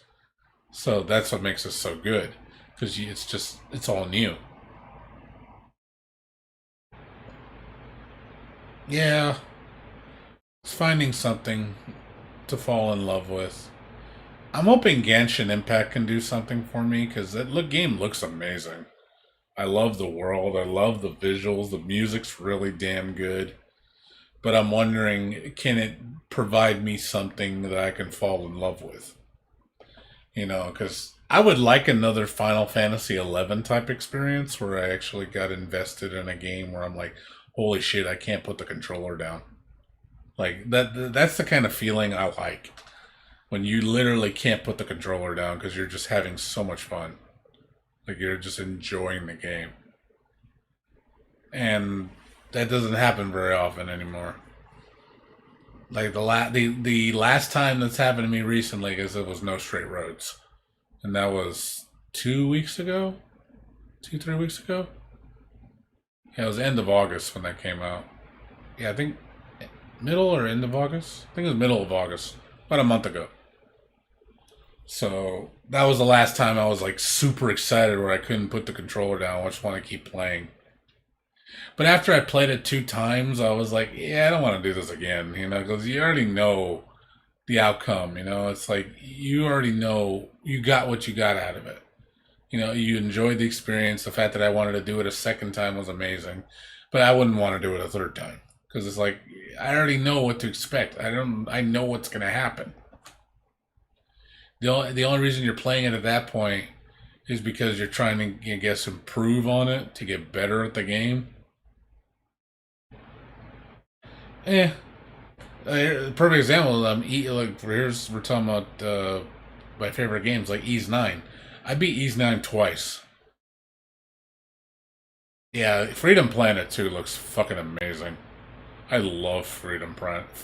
When I first played Freedom Planet, that dropped my jaw. I was like, holy shit. Is this Sonic on crack? Like, that's the first thing I saw. Was like, man, I like Sonic the Hedgehog. Man, Freedom Planet is way better than Sonic the Hedgehog in terms of gameplay. Just like it's just an amazing game. It looks beautiful. It sounds beautiful. It's got a cute story, voice acted, which I was shocked.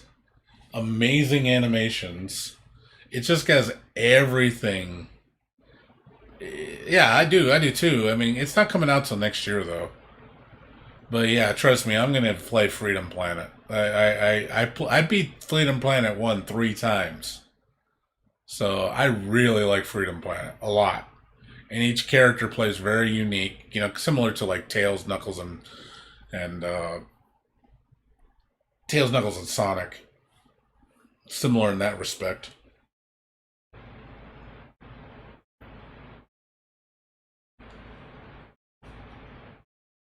But yeah, it's not coming out till next year, so don't. Yeah, it's gonna have. I think they said like 24 levels, which is bigger than the last game by a good amount. It's gonna have an overworld. It's gonna have a shop. It's gonna have mini games. It's gonna have like a shit ton of bosses. Yeah, it definitely looks like it's a much bigger game than the first one by a lot.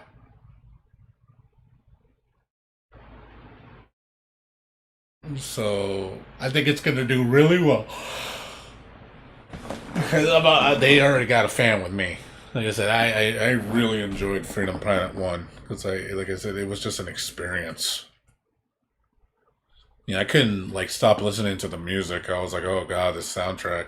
I think that's another thing I like about a good video game that's really crucial.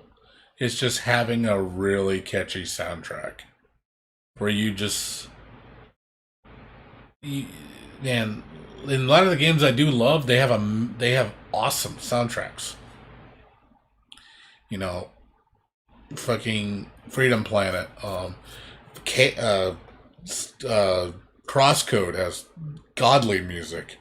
Um, the Hat in Time had amazing music. No Straight Roads has stellar music. Guilty Gear has amazing music. Ease has legendary music. It's like that you need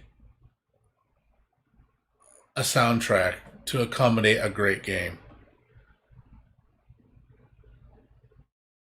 Oh yeah, what's up, Sir Hawk? How you doing, man? Yeah, Metal Gear Rising had a pretty awesome soundtrack.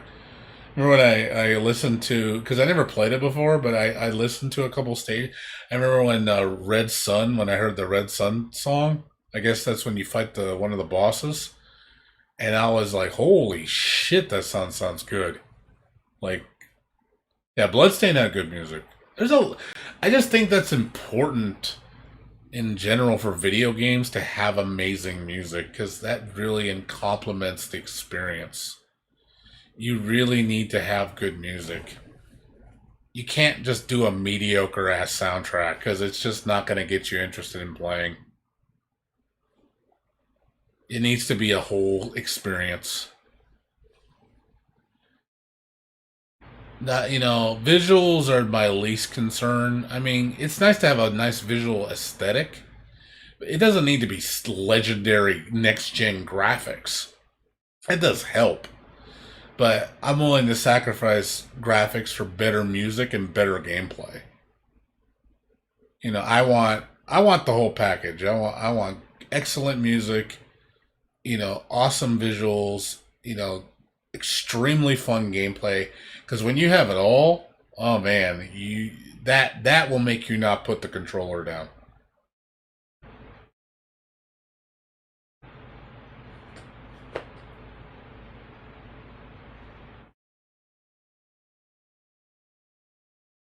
But for first and foremost, gameplay is really important. It needs to be fun. I'm not into airplane games like that. I don't like Ace Combat or what's that other one? I'm not into Afterburner or anything like that. Not my type of game. I definitely don't play Flight Simulator. That is not my style of game. It looks beautiful, Like I was like, oh man, I like to just look at the graphics, but it's like other than that, yeah, I'm not into those type of games that much. Doesn't really do anything for me. I'm not into airplane games. The only I like shoot 'em ups. Like I like bullet hells. You know, I'm more into the 2D ones. I'm not into like the 3D flight similar arcadey shooting games. Like I guess I don't like the 3D part of it. It's 3D. I don't really care for that. Like, see, I'll play a 2D shoot 'em up any day of the week. Like, if it's a bullet hell, oh god, yes, I'll play it. A lot of my games, a lot of my games that are bullet hells, they're all 2D. Like almost, I think almost all of them are 2D. I rarely play a 3D one. 3D one, I don't know. It just doesn't, I guess, capture me the same way. Like I'll play it, and I don't know. I just don't get immersed in it like I do with a 2D one. I don't know. I don't know what it is. It's like similar with fighting games. Like I prefer 2D over 3D. The only 3D fighting game that you'll see me like actually get excited about, and honestly, it's only one, and that's Tekken. That's it. There's no other 3D fighter that does it for me. Because Tekken, I feel, go is more over the top than most 3D fighting games. That's probably why I like it so much, because it's just ridiculous. And I like how it feels. It feels more 2D than I would think it feels 3D.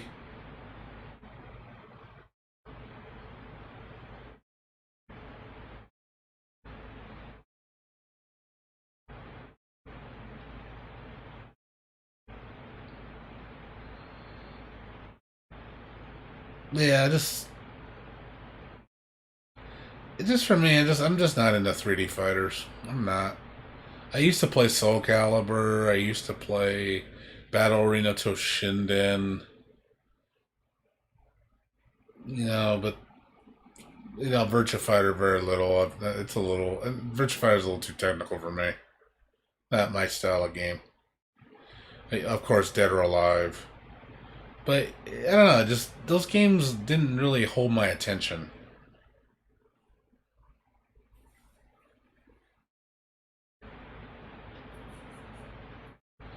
Yeah, I played Battle Arena Toshinden a lot.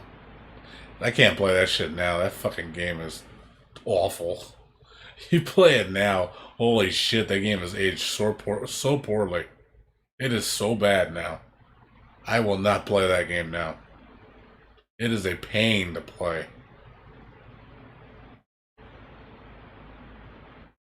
Oh, Christmas shooting? You talking about all the orange juice games, Razor Luck?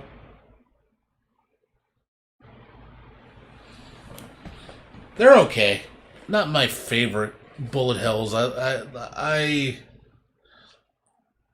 prefer like Cave. Cave's my favorite bullet hell team.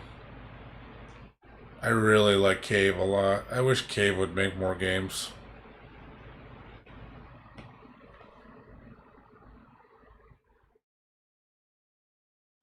Well, yeah, well, in general, I mean, you go back to a janky game.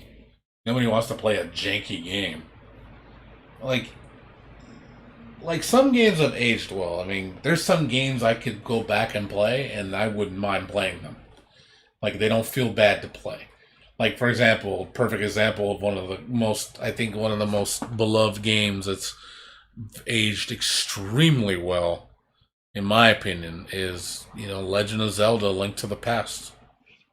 One of the greatest Zelda games ever made. That game is still to this day, as old as that game is, like 1990, what, 92? The game is freaking 28 years old, and it's still fucking amazing. Plays damn good. Another game is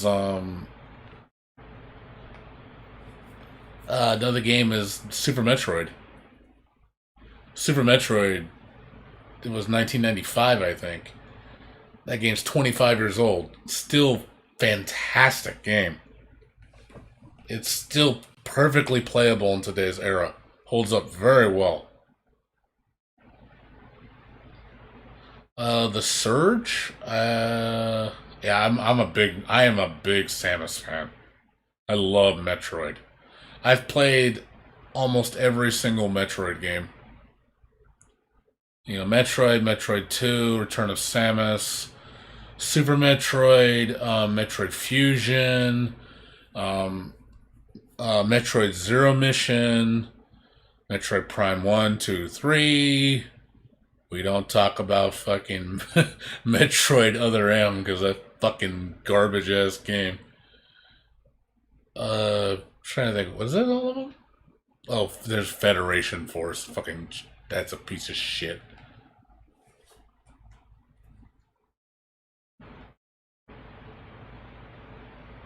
I enjoyed Super Metroid. Shit, I must have beaten that game like 6, 7 times. That was one of my most beloved childhood games. Until Rabi Ribi. Can you believe in I was like when I couldn't believe I even said that at the time when I played Rabi Ribi. I was like, I think I like Rabi Ribi more than Super Metroid. And that to me is like holy shit. Like most people would say that's blasphemy. How dare you? Like say it's better than that game. I was like, I think it is. I think it is. It's like Super Metroid on crack with bullet hell. Like that's it's like sorry. It's like I think it is. Oh, Metroid Prime Echoes. That was the handheld one, right? Wasn't that one? That was on the. Wasn't that on the 3DS or something? I don't. I never played Echoes.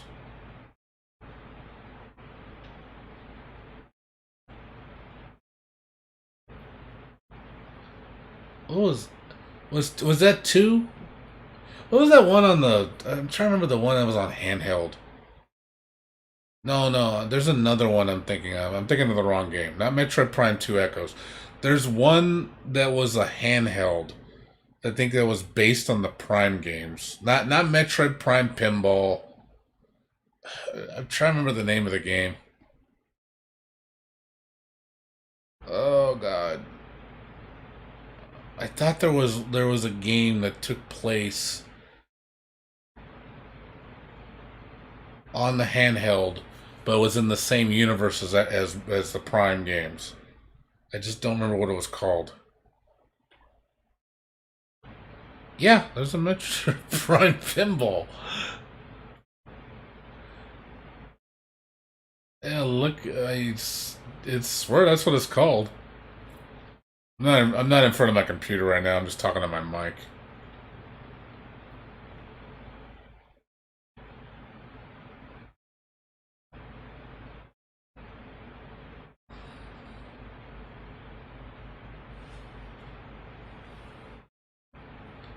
Yeah, I am excited. I am excited for Metroid Prime 4. I'm glad Metroid Prime's coming back because Metroid Prime was a great series. Like that is a great game. You know, man, when I first played when I bought Prime for GameCube, and I was just blown away because me and my friend were like talking about, man, Metroid's been dormant for so long, like 7 8 years, and then just seeing a 3D Metroid, and people were like, oh man, it looks like Halo. I'm like, oh god, if it plays like Halo, we're in trouble. And then you play it, and you're like, holy shit, this is actually really fucking good.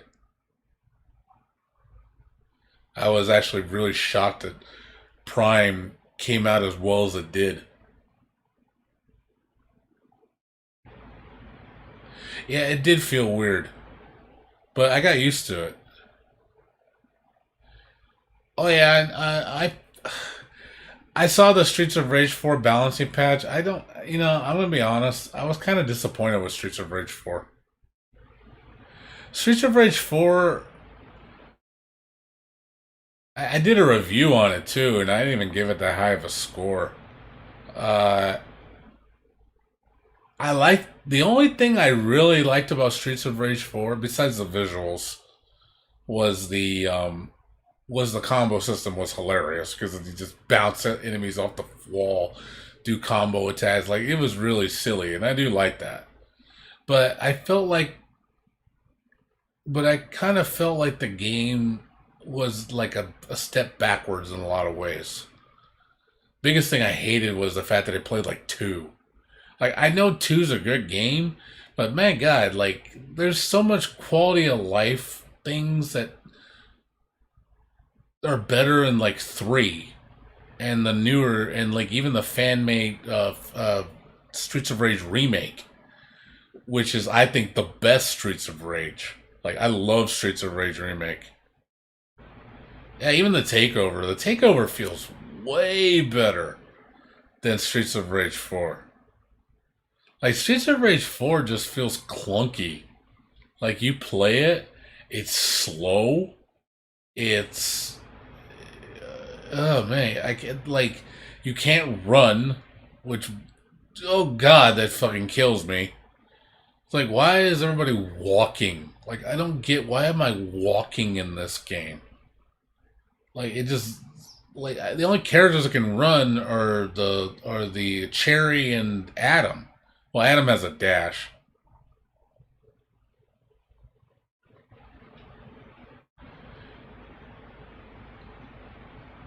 They did in the patch. They actually brought back break moves, which was like, oh, that's something that they didn't fucking put in the game initially. It's like, really, there's no break move. That's a trademark in the game in the series. You just completely got rid of it, and then they brought it back in the patch. And I was like, thank you. Why is there no break move? Like there should be when you get hit and pummeled to death by enemies, you should be able to break just at a cost of life. That's always been a thing since 2, I believe. They didn't have it in 1, but 2 and 3 had it. And I think it's a good mechanic. Because there's times where I get overwhelmed with enemies and, they're hitting you in the back of the head. And you're like, fuck, you got to get them off you. So I'm glad they brought that back. But what pissed me off is there's no running, which I think every character should be able to run or have a form of dash. And there's no rolling. I like the roll mechanic. The creators hate 3 for some reason. I don't know why they hate 3. 3 is a good game in terms of mechanics. It's very good. It's much more advanced than Streets of Rage 2. I like rolling up and down on the screen. I thought that was a nice mechanic. Because, just to dodge certain attacks. Also, they had the super meter for your A attack. So if your A attack was up, that bar would be full. It would say ready.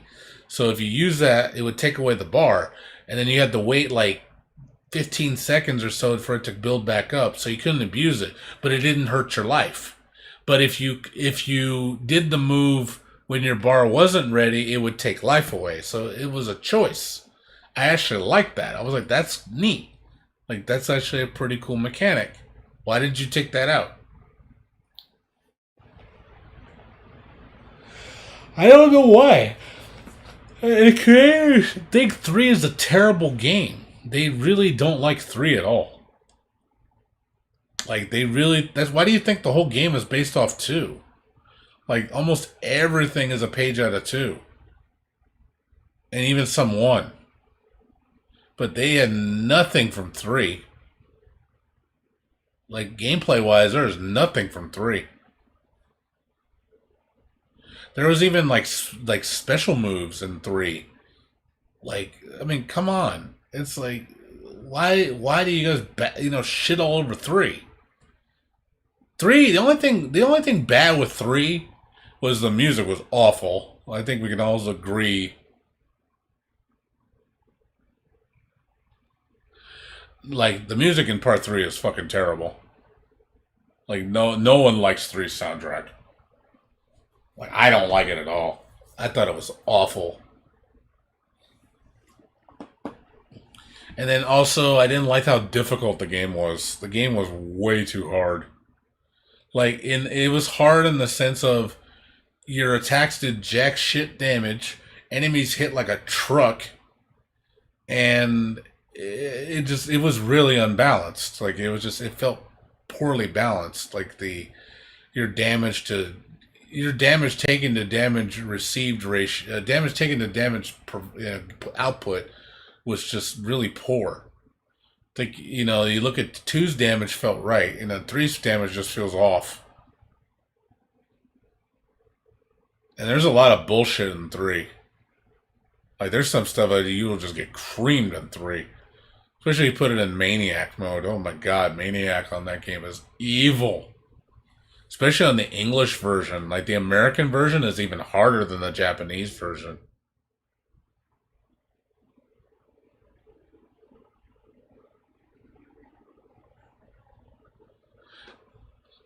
No, I'm talking about like Streets of Rage 3.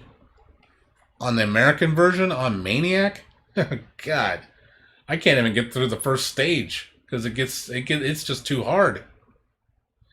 You take so much goddamn damage, and there's so many enemies on screen.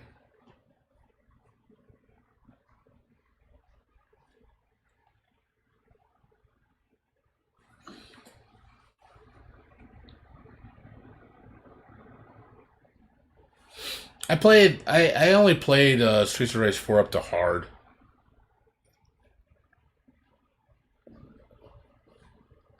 I never played beyond that. I didn't like Streets of Rage 4 to care enough, you know?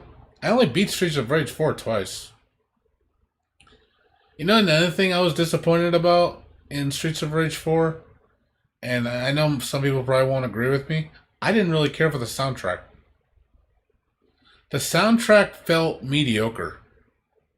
There was no like really stellar tune in that game. The only song I really liked was the Mr. and Mrs. Y theme because it was a remix of Mr. X's theme. But the rest of the music in the game just felt really non-memorable.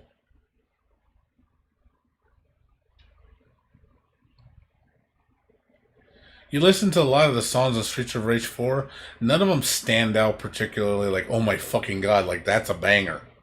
Nothing felt like that to me. There was no song where I was like, oh man, I want to hear this song. Never felt that way. Like when you hear Streets of Rage music, like Streets of Rage 1 and two's music, man, there is a lot of zingers in there. Like there's a lot of songs in there that you're like, damn, I want to listen to that. Even to this day holds up well. But you listen to Streets of Rage 4 music, none of that. It's not even there. I don't feel it at all. I never felt like I wanted to stay down and listen to a stage. I think probably the best stage I liked was the Chinese stage. When you're in like Chinatown. I think that was like the best song. And even then, I was like, that shows you how much I loved it because I don't remember. I don't even remember it that well. That's how sad it is.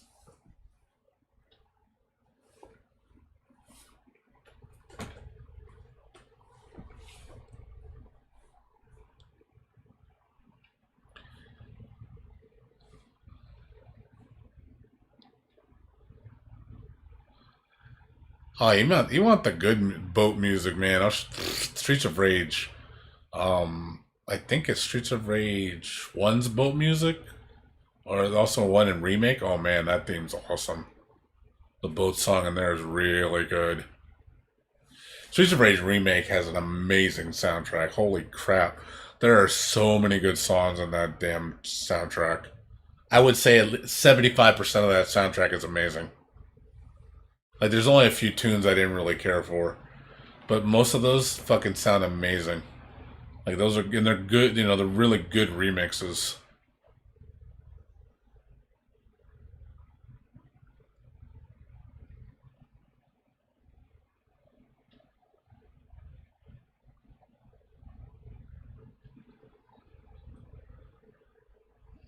Dubstep. Whoa, whoa, whoa, whoa, whoa.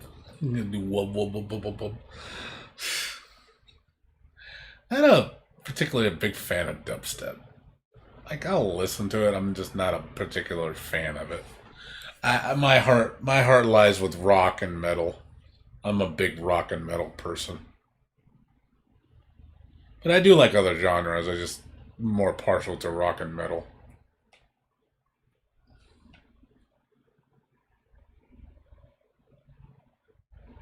That boat was real short. And another thing I didn't like about Streets of Rage 4, there's no paths. There is no paths. Streets of Rage 2 and 3 both had story paths. None in 4. It is just one path. It's like, dude, Streets of Rage remake had like 4 paths that converged together, multiple endings. I was like, that's why I always hold Streets of Rage remake as the standard because it just, my God, it's like that's how you make a Streets of Rage game. I love Streets of Rage remake just because of the variety in the stages. You have all these different paths, all these different bosses, different.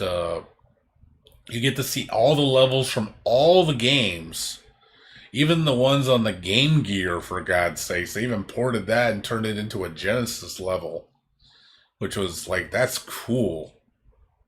They put that much work into that remake. I was like, fuck, this is amazing.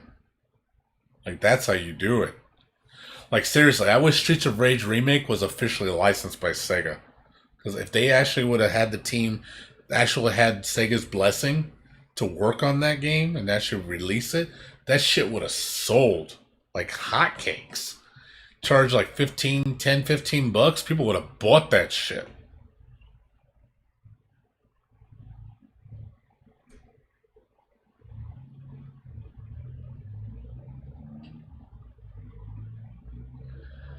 Yeah, Streets of Rage 3,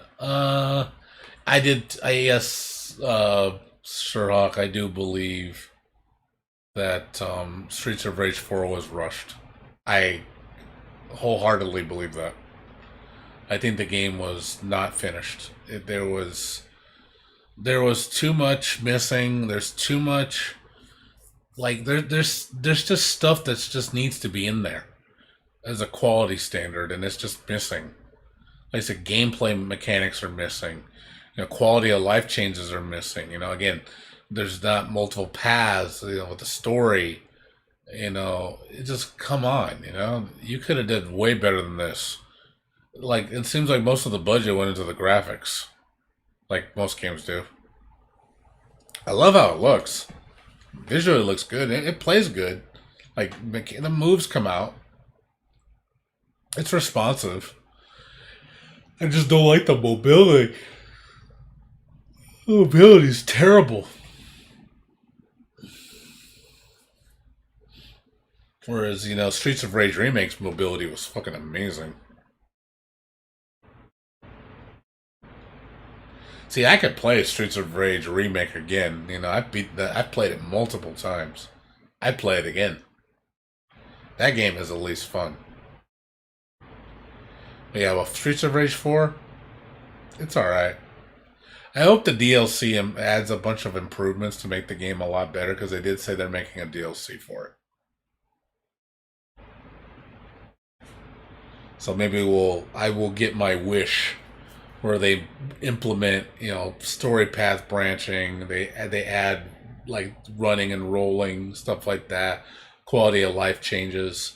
They add extra characters that are missing. Like, why is there not like a Streets of Rage 4 Max? Why isn't there playable Streets of Rage 4 Shiva? Stuff like that. Like, come on. I'd like to see Streets of Rage 4 rendition of Zan, Dr. Zan. Stuff like that.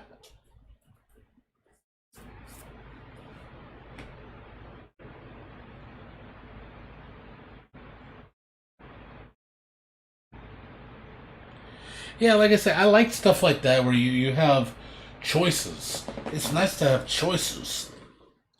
It's like, oh, there's 5 different endings. I'm like, oh, cool. You know, there's multiple endings. That's actually good. It gives it replayability. You actually want to play it multiple times. But this game, you don't, because there's nothing to replay. You just beat it and then that's it. It's like, okay, well, I can maybe do one more time of that and that's it. But like I said, the music didn't bring me back. The gameplay is lacking in some areas, so the experience was not as awesome as I wanted it to be. It's definitely missing in a lot of areas.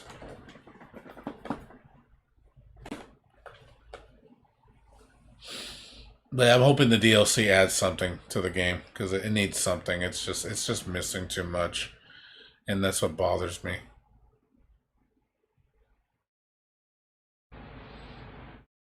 I kind of like. I spent $30 on that game. Well, $25 on that game. I think I bought it for.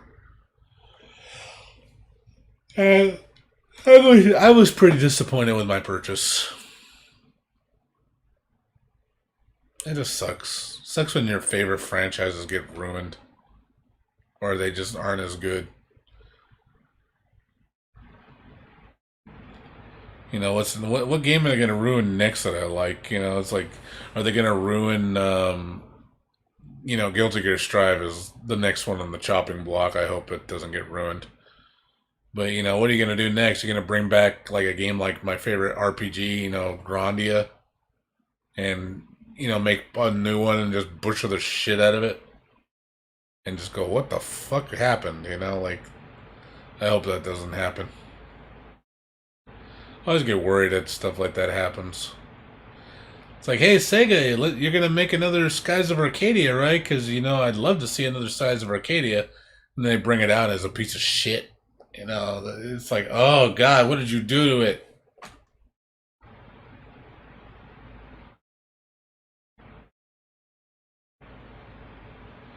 Oh, that's pretty cool. Something I'm never gonna do. I can't beat Streets of Rage 3 on the highest difficulty. No way. I can barely beat it on normal. That game it's just too hard. You die really fast in that game.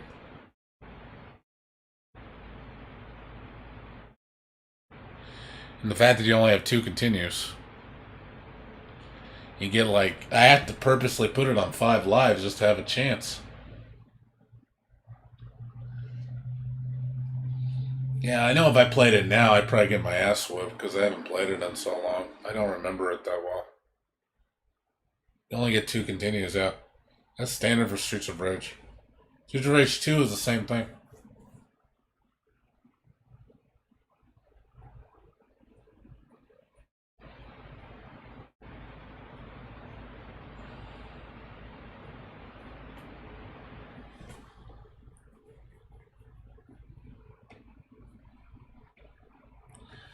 You wish you could join me on my quest. My quest for what? What, to play good games? I mean, I'll find. Don't get me wrong. Don't worry, Razor. I'll find more good games. Trust me, I always do. Oh, oh, I have no interest in playing Streets of Rage 3. It's not SOF. It's SOR. They keep saying SOF. Streets of Fighter. I will play that Streets of Fighters with you. But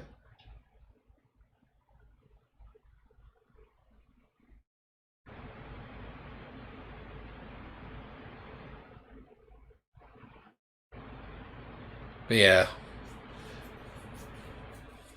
Yeah, you gotta help me find better games to play because I need something until to hold me over until next year. I say I got nothing. I got nothing until Genshin Impact, man. And that's in 2 weeks. I got nothing for 2 weeks, and after that, it's gonna be a whole month. For Amnesia Rebirth, which I'm happy that's coming out in November, but at the same time, I'm worried because I was like, oh my god, is it? I hope it's not gonna be another machine for pigs. God, please don't be another fucking Machine for Pigs. I fucking hate Machine for Pigs. That was such a shitty fucking sequel. God, that pissed me off because I love Amnesia. Amnesia 1 is amazing. And you play Amnesia 2 and you're like, oh my god, this game sucks. It's like, what did you do to the game? The game is not the game is just butchered.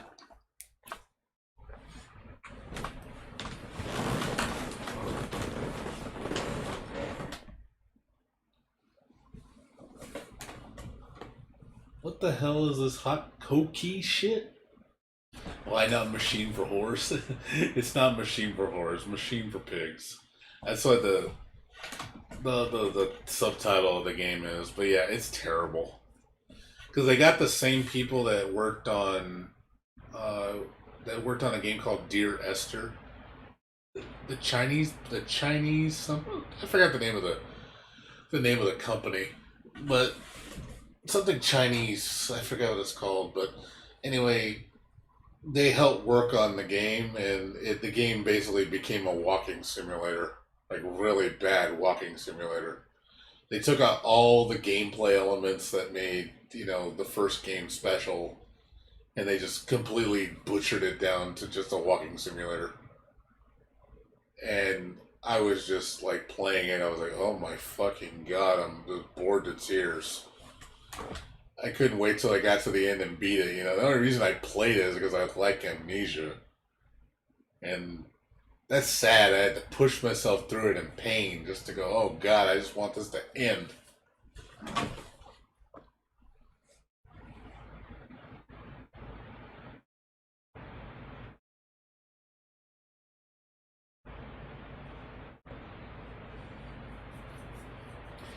They did the same thing. Well, not exactly the same way, but it felt disappointing. Like for example, I love Layers of Fear. Layers of Fear is an amazing horror game. Like visually, the story was really good. Like I know it's mostly a walking simulator, but I like the experience. The experience was amazing. Like I loved all the jump scares and all the creative ways that they mess with the visual art style, like all the camera tricks and shit. It looks amazing, and it had a really really good story, and I was actually genuinely interested in it. And then they bring out part two, Layers of Fear 2, and that's just garbage. Like it did nothing interesting. The story was so incoherent. I didn't had no interest in the characters. The jump scares were so predictable. It just like wow, what did you like? The whole essence like of the first game was just missing from the second one. It was just using the second, the games. It was just using the name. It just felt like the same shit. It's like, what is up with these sequels being so bad? Like, I don't. Why do they suck? Like, why is that a thing with some of these games? Like, they make an amazing first game, and then the second one comes out. Hey, look, it's garbage.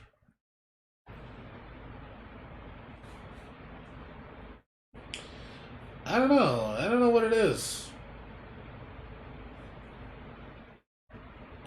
And that's why I'm worried about the new Amnesia. We got a third one coming out. And I'm like, man, if it's going to be another Machine for Pigs, like, holy crap, I'm going to be like, ugh.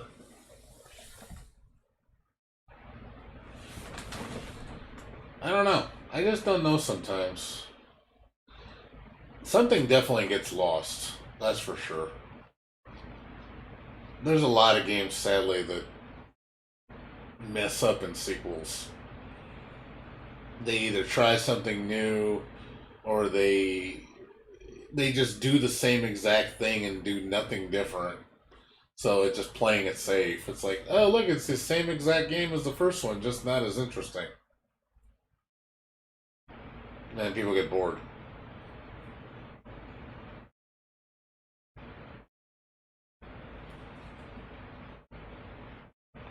I don't like visual novels, no. I'd rather just watch a movie or anime, to be honest, if it's a visual novel. I don't really like... Visual novels just aren't my thing. Like, I like a good story. I don't know, visual novels don't really engage me that much. Because there's no gameplay. Like, I don't mind watching something. Like, yeah, I'm all up for watching a good movie or an anime. But I feel like a visual novel is basically... I'd rather watch an anime or a movie than play a visual novel. Because there's no gameplay in a visual novel. You're just clicking boxes just for the text to go by. I remember when I played that Super Sonico game. Oh, God, what a waste of money. That Sonic Homie, and I thought like, oh, let me try it, and then, oh God, I was so bored to tears. Like the only good thing about it, you got to see Sonico's body. That was all because she's like super busty. You know, she's nice to look at. She's eye candy. But then that's all that the thing had going for it, was just, oh look, it's a nice model, but it's a visual novel game, and it was just I was just bored playing it. I was just like, oh God. I mean, staring at a girl is cool and all, but it's like you need more substance than that. I've learned to stay away from games like that, where it's just you could have the best looking girl, doesn't do shit for me if the gameplay sucks. That's why I don't play games like Seiren Kagura, because like I love the girls, the art's awesome, girls are beautiful, they have nice bodies, but there's nothing else beyond that. The gameplay is really shallow. It gets repetitive as shit. It's nothing interesting. There are games that other games that do it better.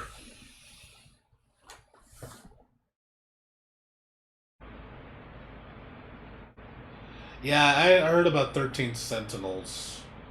My friend's been talking to that game about that. He wants to play it. I never played Neon Abyss. Mech Combat? Never got into mech games. The only mech game, well, I wouldn't even say it's a mech game. It's a mech RPG. I played Xenogears. That has mechs. Any mech themed shooters like Einhander. That was mech themed. I don't play, like, I'm not into like Pat Labor or Voltron or Gundam. Not into that shit.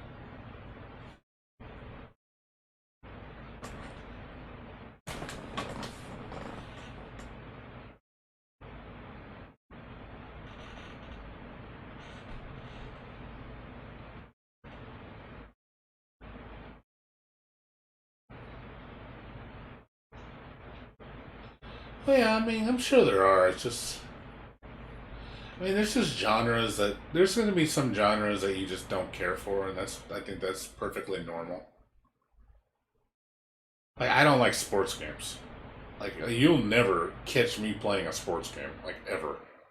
I can't stand sports games. Sports games, like, it will bore me to tears. Like, if I'm gonna play a sports game, like, hell, the only sports game I even used to play back in the day was racing. When I used to like racing games like Gran Turismo. Like, I used to. Not anymore. I don't like playing racing games that much anymore. But, I used to play Gran Turismo, Ridge Racer, um, that's really about it. Nothing else really. Nothing sports wise. Like I said, NBA Jam, NBA, NFL Blitz. It's probably the only thing I'd even remotely play as sports.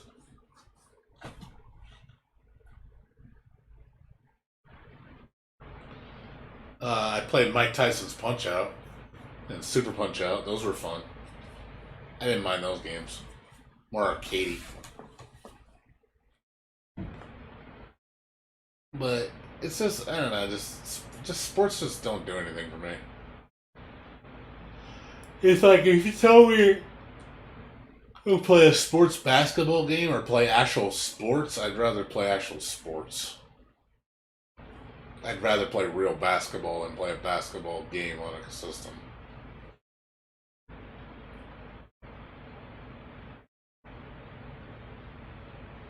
Yeah, as far as like yeah, anything else like genre wise, like I don't like. I'm not too much into sandbox games. I don't like strategy games. I don't like RTSs. I don't like I said, no sports. No. What else don't I like? That's most of the genres I don't like. There's only like two or three genres I don't like.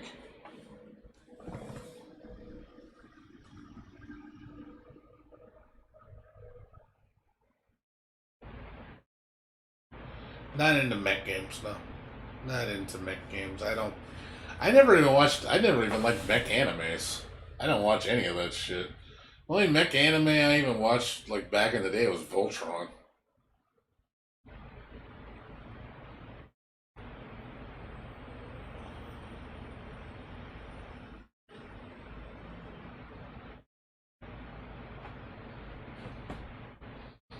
I mean, I watched Evangelion.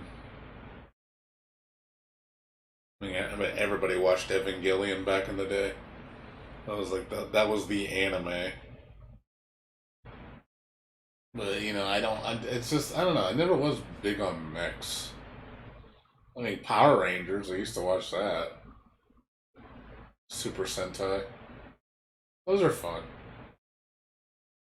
Yeah, it's just not something. It's not my go-to. You know, mechs never really did it for me.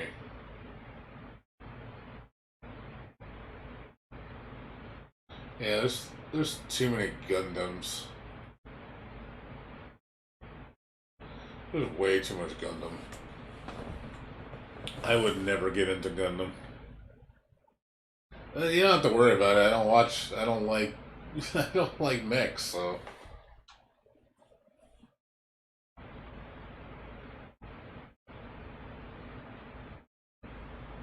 yeah, I mean, hell, the last anime I watched.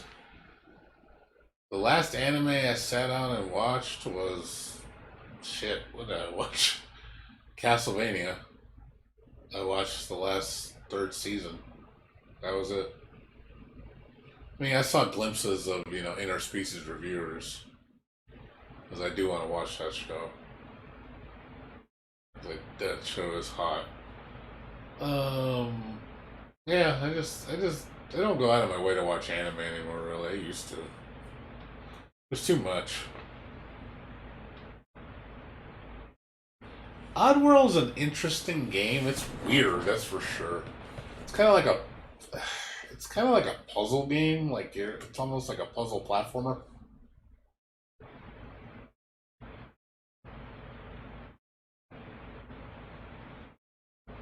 Well, yeah, Castlevania is an anime for sure. I would definitely call it anime.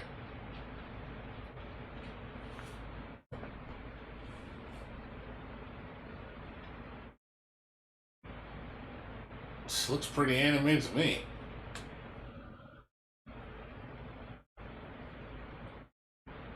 It's a more serious tone looking anime, but I don't mind that. They will. I love it. It's really good. I love the. I like the build up to it. It's doing really well. It got really good reception. Like the fans like it a lot. I like it a lot. I pretty much binge watched all three seasons when they came out.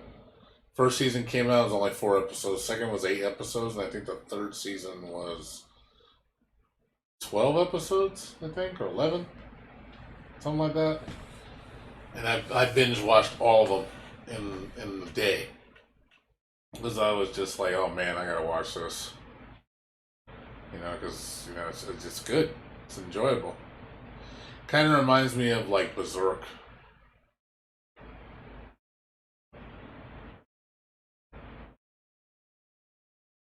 Yeah, I'm a big fan of Castlevania, so that's why I like I love Bloodstained so much because it's Castlevania. Anything with like vampires and you know that medieval shit, I love that kind of lore.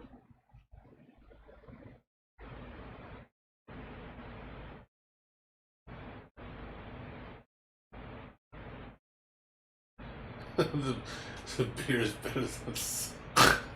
Yeah, I remember that part when Trevor was sleeping with what's her face, and he said that and she got all pissed. That was funny. It's like, oh, so that beer's better than having sex with me. That was a good job, Trevor. You're such an ass.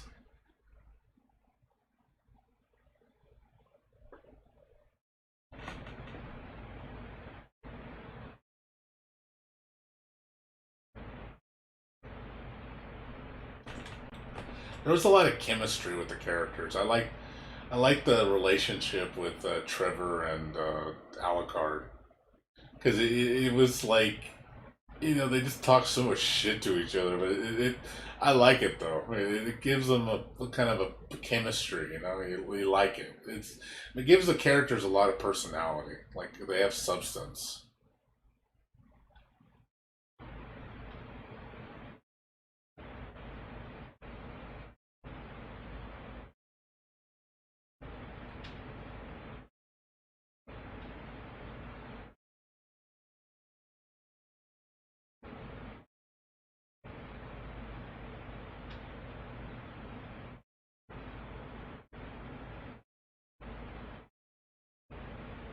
Oh, Dragon's Dogma, you like that a lot.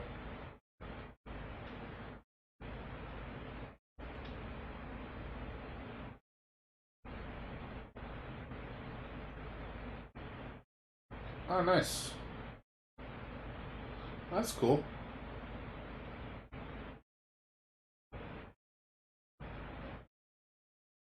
Yeah, it's cool when they make an anime of a game you like a lot.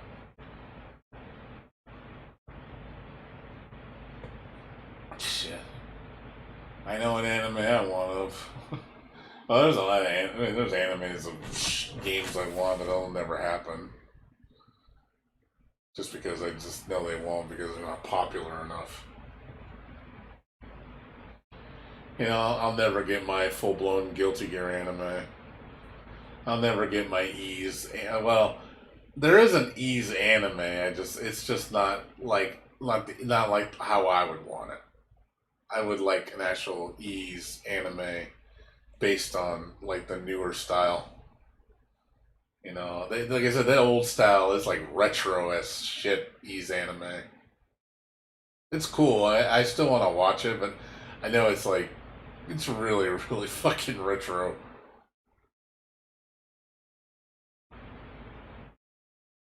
Yeah, there is. It is an Ease anime. There is. It does exist. It's very rare. Like there, I know. I forgot what company brought it on DVD. I think it was Anime Works, and it's really expensive because it's very hard to find.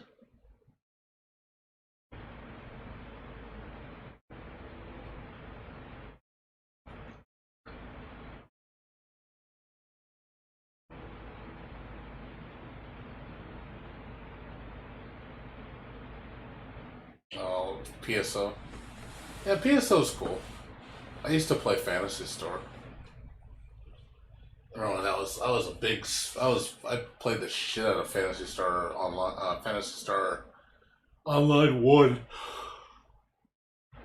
I played that for months. That was like one of my biggest games on the Dreamcast.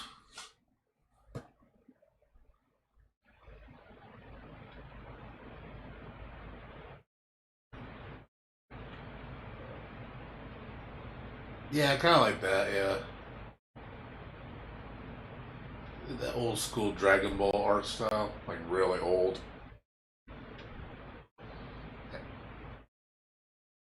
Definitely has that retro look to it. Like, oh man, that's old school anime.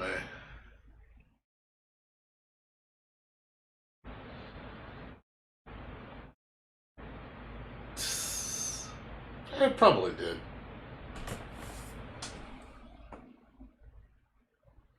And like I said, I don't really watch anime that much anymore. I just there's so much of it. Like there's so much goddamn anime. There's so fucking much. And most of them, sadly, are harems animes.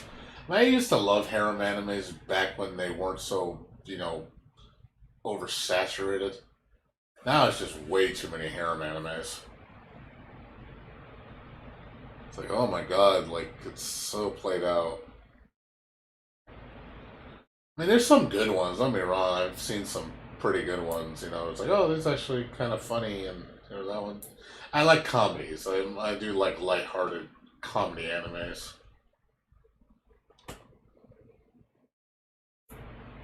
Or slice of life. Those are good. Isekai, or whatever they call it.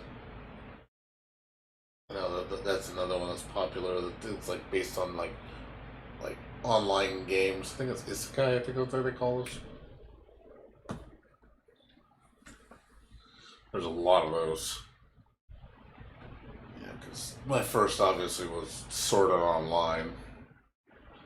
But I never finished Log Horizon. That was actually a good show.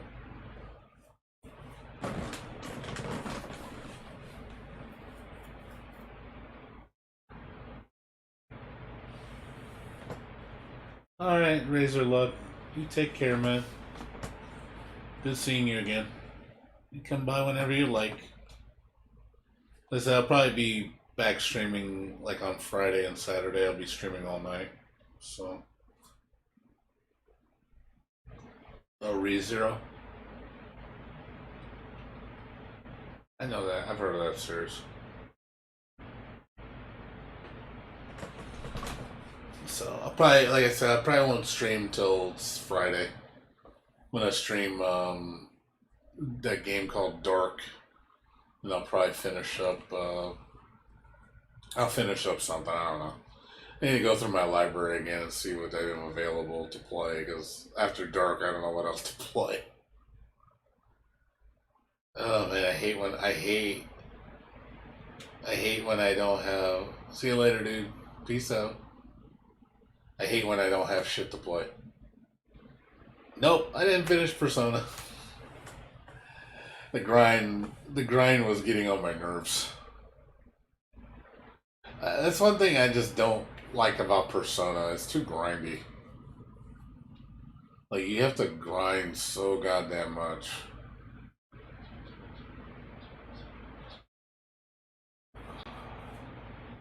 Like I like the characters, I like the story, I like all that shit. I like the side stuff. That's fun.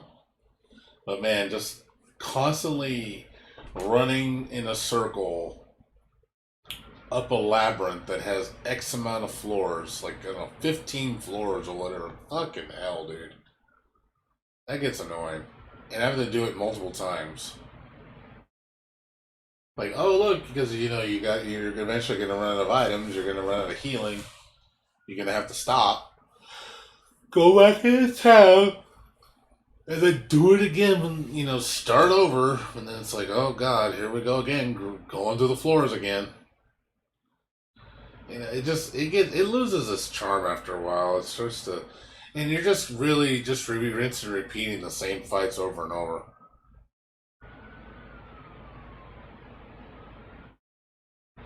Oh yeah, the school trip.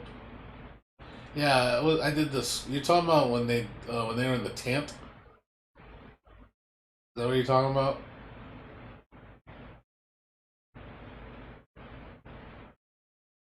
I think I know which part you're talking about.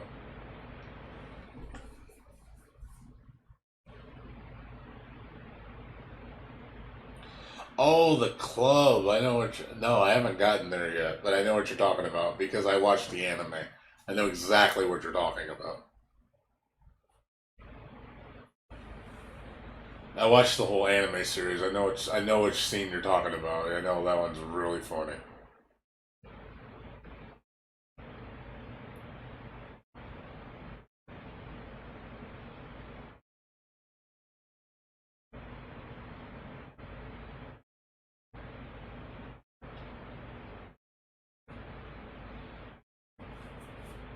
Yeah, surprisingly, see, I already know the story of Persona 4 because I've watched the anime, so I already know what's gonna happen.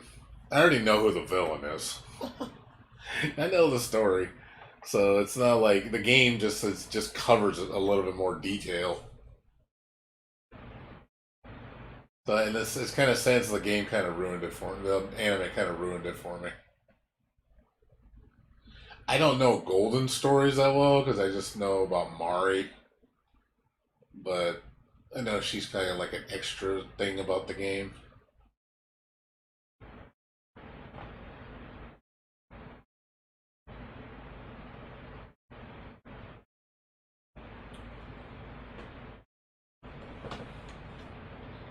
That's cool. But yeah, it's just like turn-based RPGs. Just I feel like they just get repetitive after a while. Like the combat, because you're just a lot of times you'll fight like three or four sets of enemies that have set weaknesses, and you're just constantly doing the same battle strategy on every single monster. Like, okay, here comes the lightning weakness monster. Okay, let's proc the weakness, hit all three, then you go all out attack, kill them all, rinse, repeat. That's literally what you do on every Persona game. You find the proc, you find the weakness, you proc the weakness on all the enemies, get them all stunned, and then you do all out attack, kill them all, and then that's all you do. That is the fucking entire game. The only time that changes up is when you fucking do bosses. Because bosses, take a little bit more strategy. But as far as like regular enemies, it is literally that same thing over every fucking fight. It just gets old.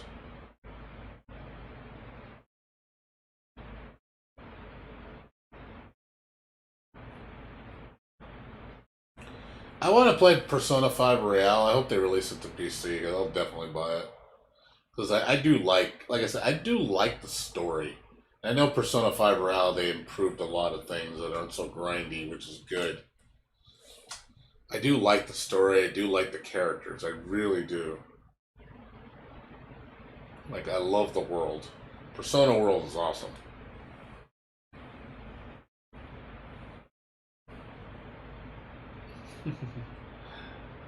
Oh, okay. That's cool. Playing Yakuza. Good luck on Samurai Jack, man, because I didn't like it at all. Hope you like it, because I didn't. I couldn't stand that game. That game could go to hell. I thought that game sucked. I can see why people like Yakuza.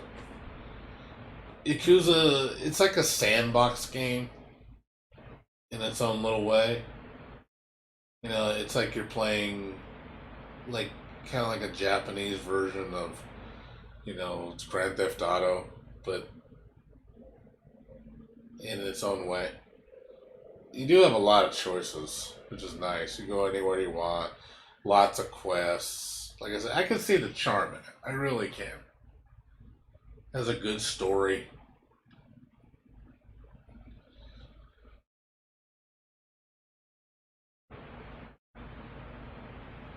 I mean, it's something I might, eventually play. We'll see.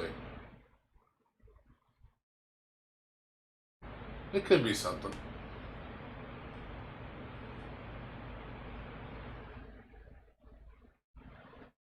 Well, that's those kind of games. That's what they do, though. They they distract you. But if you're having fun, I mean, if you're enjoying it, I mean, then I don't consider that a bad thing. If the distraction's fun, then do it. I like side stuff. Side stuff's fun. I do that a lot with, a lot of, like, perfect examples, Ease, Ease 8 has a shit ton of side crap. And I love doing it because it's fun. I like exploring and looking up secrets. Yeah, I don't have to do it. There's no reason to, but it enhances the experience for me. If doing all the side stuff enhances the gameplay experience, and gives you a more, just a better game, then do it. Like I said, it's not like you have to do it because you're forced to do it. Do it because you actually like doing it.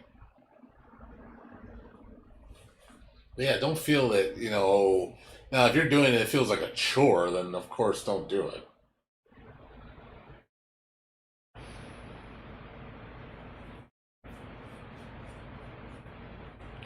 Yeah, I like opening up stuff, but again, it has to be something I enjoy doing.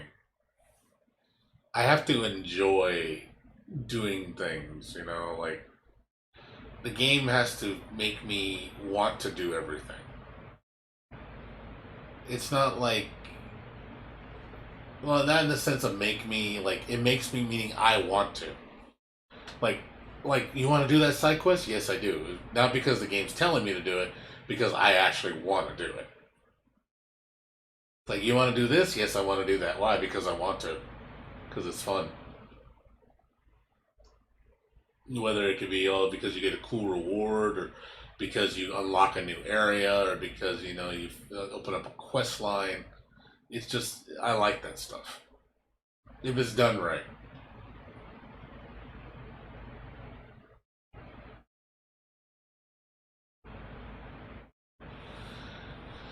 Yeah, I'm only a completionist when it comes to games I really, really like. Like, I have to have a strong like for it for me to complete it. Otherwise, I won't do it. Games like Ease, 80s, 9, Hat in Time, um, what's it called? Crosscode. Those games I will put forth an effort 100% because I do enjoy them. They're fun to play. I love the mechanics. I love everything about the game. The game makes me want to play.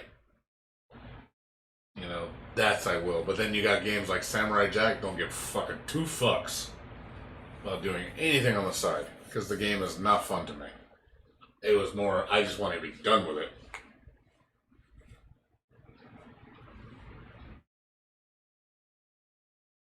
Yep, I did that. I've 100%ed Ease 8 4 times. So that tells you how much I like that game. The fact that I 100%ed it. Took me 80 hours to do it, but I did it. Yup, I have 100% full map completion. Everything. I have the save file.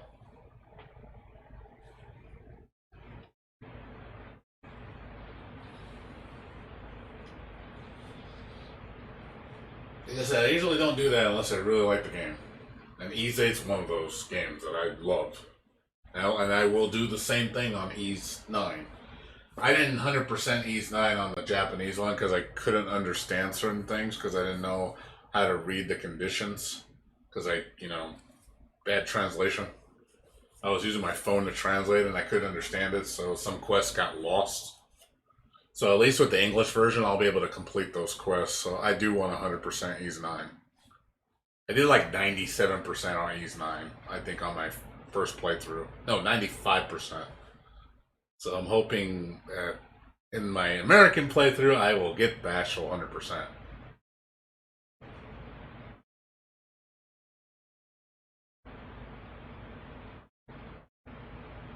Oh, I don't know.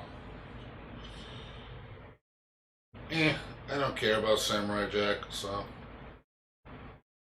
game's shit to me. I don't. I regret playing it. I thought that game was awful. That's me though. Alright, well, anywho, Sir Huck, I'm gonna go to sleep.